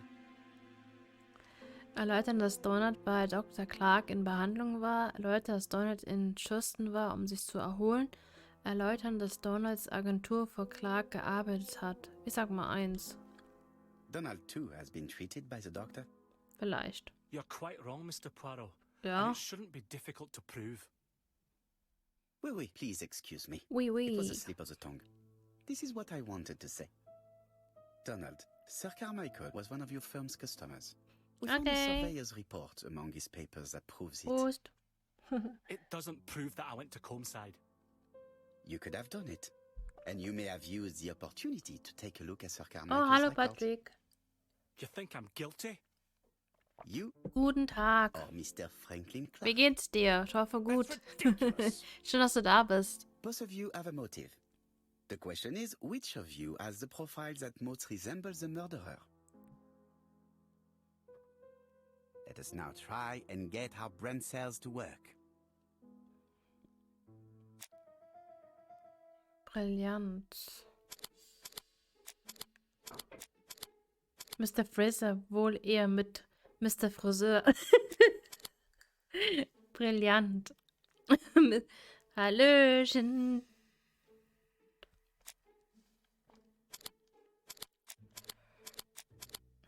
Beeinflussbar.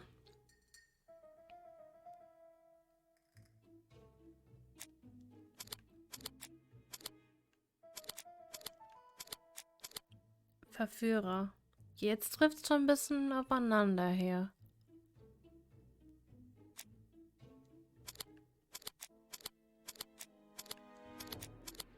Marktzüge trifft auch zu.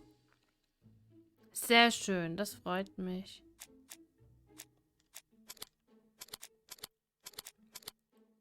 Aufbrausend. Das trifft mir wieder nicht zu.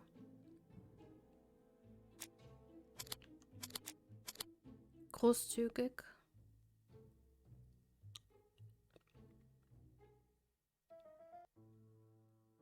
Ladies and gentlemen, Donald may share many character traits with the murderer, but he does not have his cold indifference. He has a temper.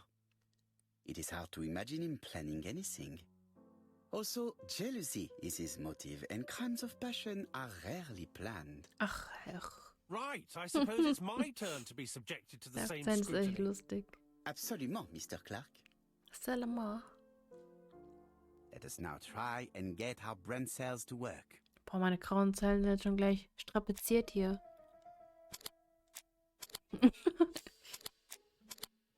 Brillant. Ist Franklin clever?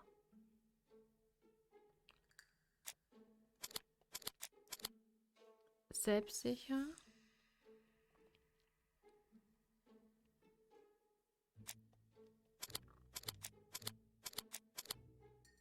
Verführer? Okay, es kommen schon ein bisschen Ähnlichkeiten, ne? Mag Züge, oder?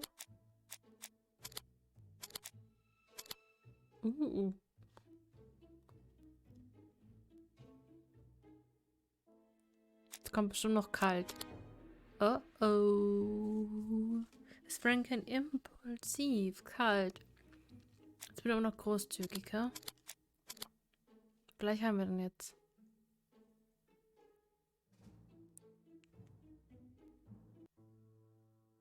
As you have all seen, there is a disturbing similarity between Mr. Clark's profile and that of the killer.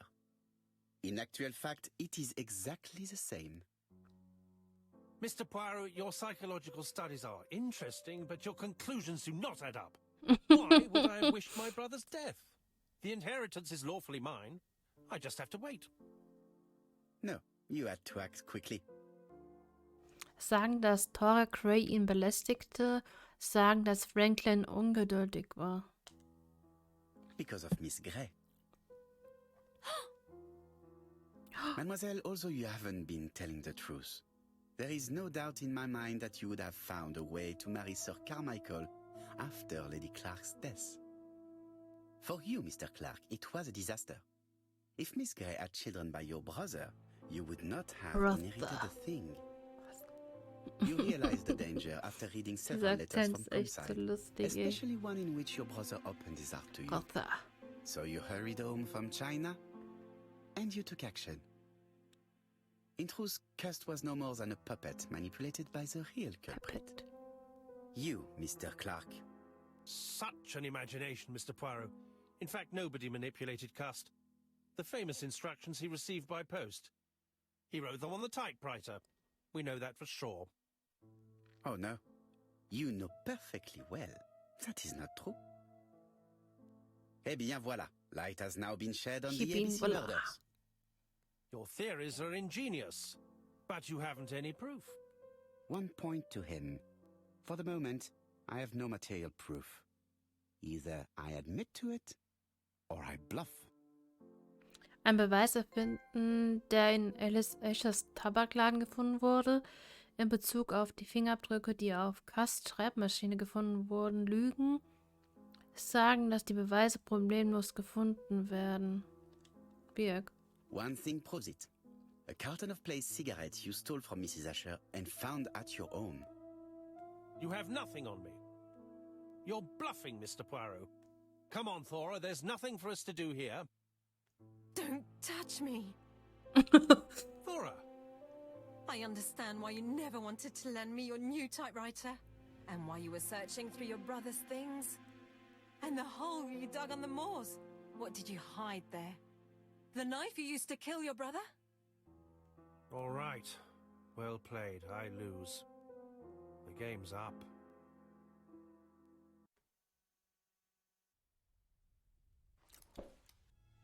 Don't come near me! I'll never let you take me, Mr. Poirot. Nein. Na toll.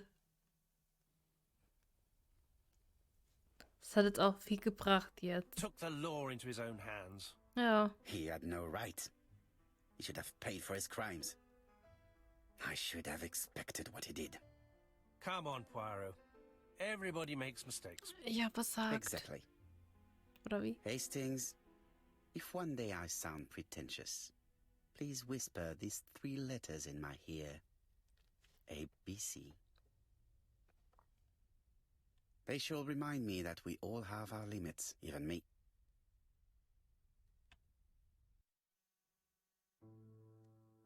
Disappointed at having missed the chance to become Lady Clark, Thora Grey left England.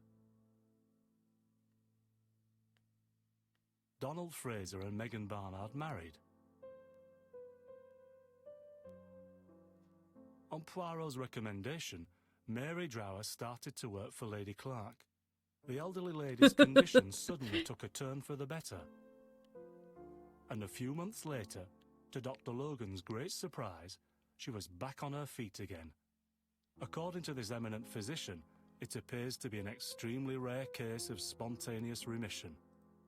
Lady Clark has enjoyed very good health ever since.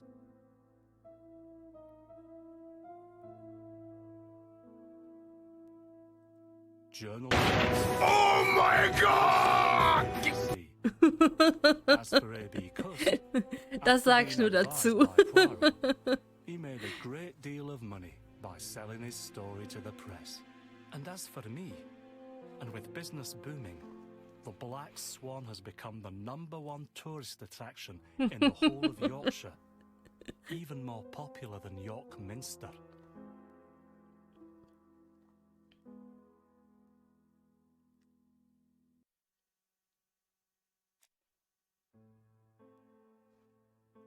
Yeah.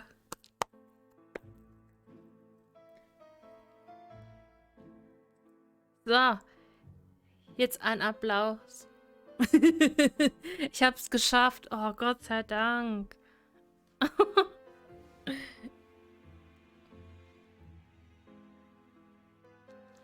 Boah.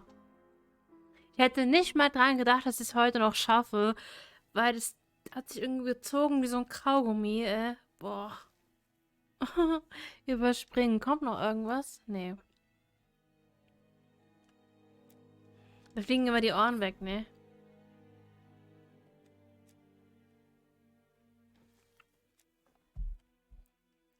Ja, vielleicht habe ich so laut eingestellt. Sind jetzt alle wach geworden.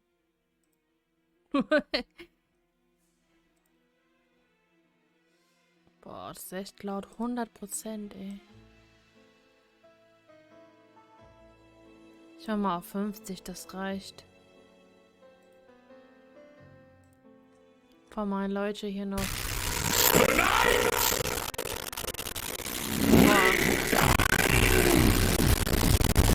Ich hätte noch warten können. Ihr hättet warten müssen.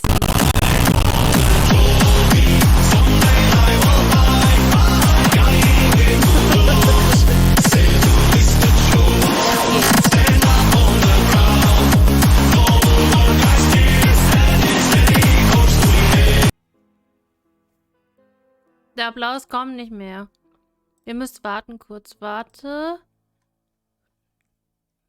Weil sonst hört sich das so verzerrt an wegen der Warteschlange.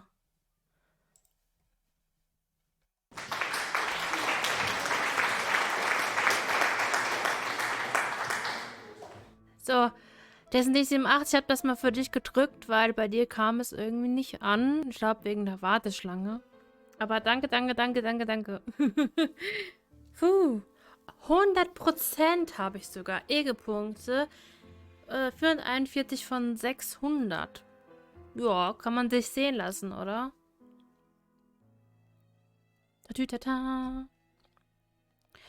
Gut. Dann gehen wir mal auf Zoom. So, meine Leute. Spiel ist geschafft. 5000%. Ja. Oh Mann. Ah, ich bin so froh, dass ich es geschafft habe. Hello Bruce. Danke für deinen Sound. Leider ein bisschen verzerrt, weil ich das eine schon gemacht habe.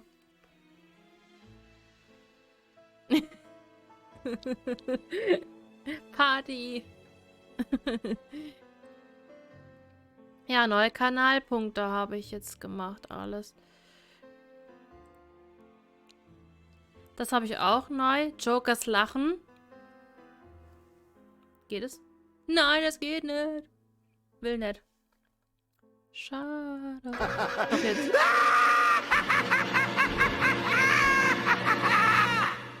I've become Party.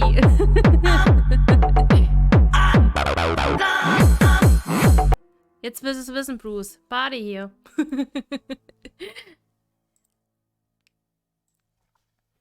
Und was sagt ihr zu den neuen Sounds? Ich hoffe, euch gefällt das. Spielende. Ja, leider schon Ende. Oh, danke. Okay, dann tun wir ein bisschen wegradieren und einfach 600 machen, oder? Würde ich sagen. Ich habe mich gewundert, hey, warum geht die Musik nicht? Weil ich habe bei der Szene noch nicht Sound Alerts hingemacht. Vielleicht muss ich es auch kopieren, dass es auch bei Links geht. Ich dachte, hä, wo ist der Sound? Ich muss mal wechseln. Ja. Was sagt ihr zu dem Spiel? Hat es euch gefallen? Also, bei mir ist es halt so, diese Rätsel, die waren echt knifflig und Kopfzerbrechen, Hilfe. Das war echt was gewesen. Also, das ist mein erstes Spiel, wo ich sagen muss, die Rätsel waren echt...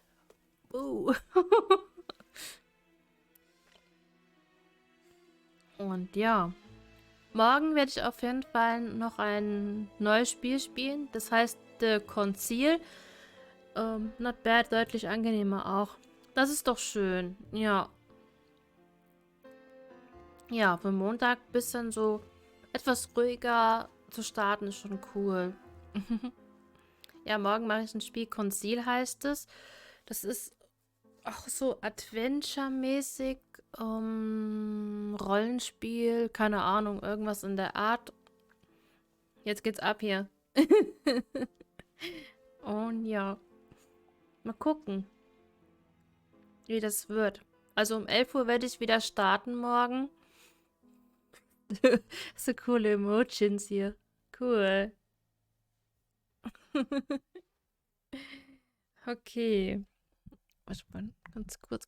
Ich muss noch kurz was gucken. Wenn schon, denn schon.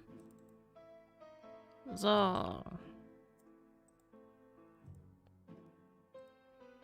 Mache ich mal was für euch. Ich hoffe, es funktioniert. Ich spüre den Drang, das auch durchzuspielen. Ja. So, einmal. Ich hoffe, das funktioniert. Dann muss ich kurz nochmal hier in Live gehen. Ich hoffe.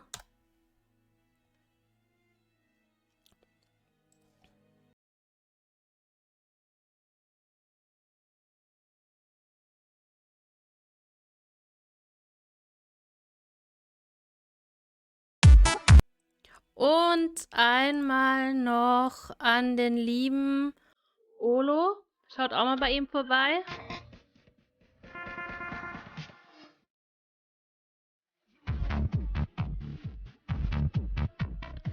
Und ein SO an... Das Link ist kaputt. Ja, irgendwie schon, ne? Naja, egal. Auf jeden Fall seht ihr den Namen. No Game gestreamt. Seht ihr, soll ja nur stehen, dass es halt gestreamt wurde, aber ich kann ja auch den Link dann wegmachen. Und an dich SO... Moment. Den habe ich noch nicht eingespeichert. Patrick. Und an für dich auch noch. Hier mal eine Runde aus hier.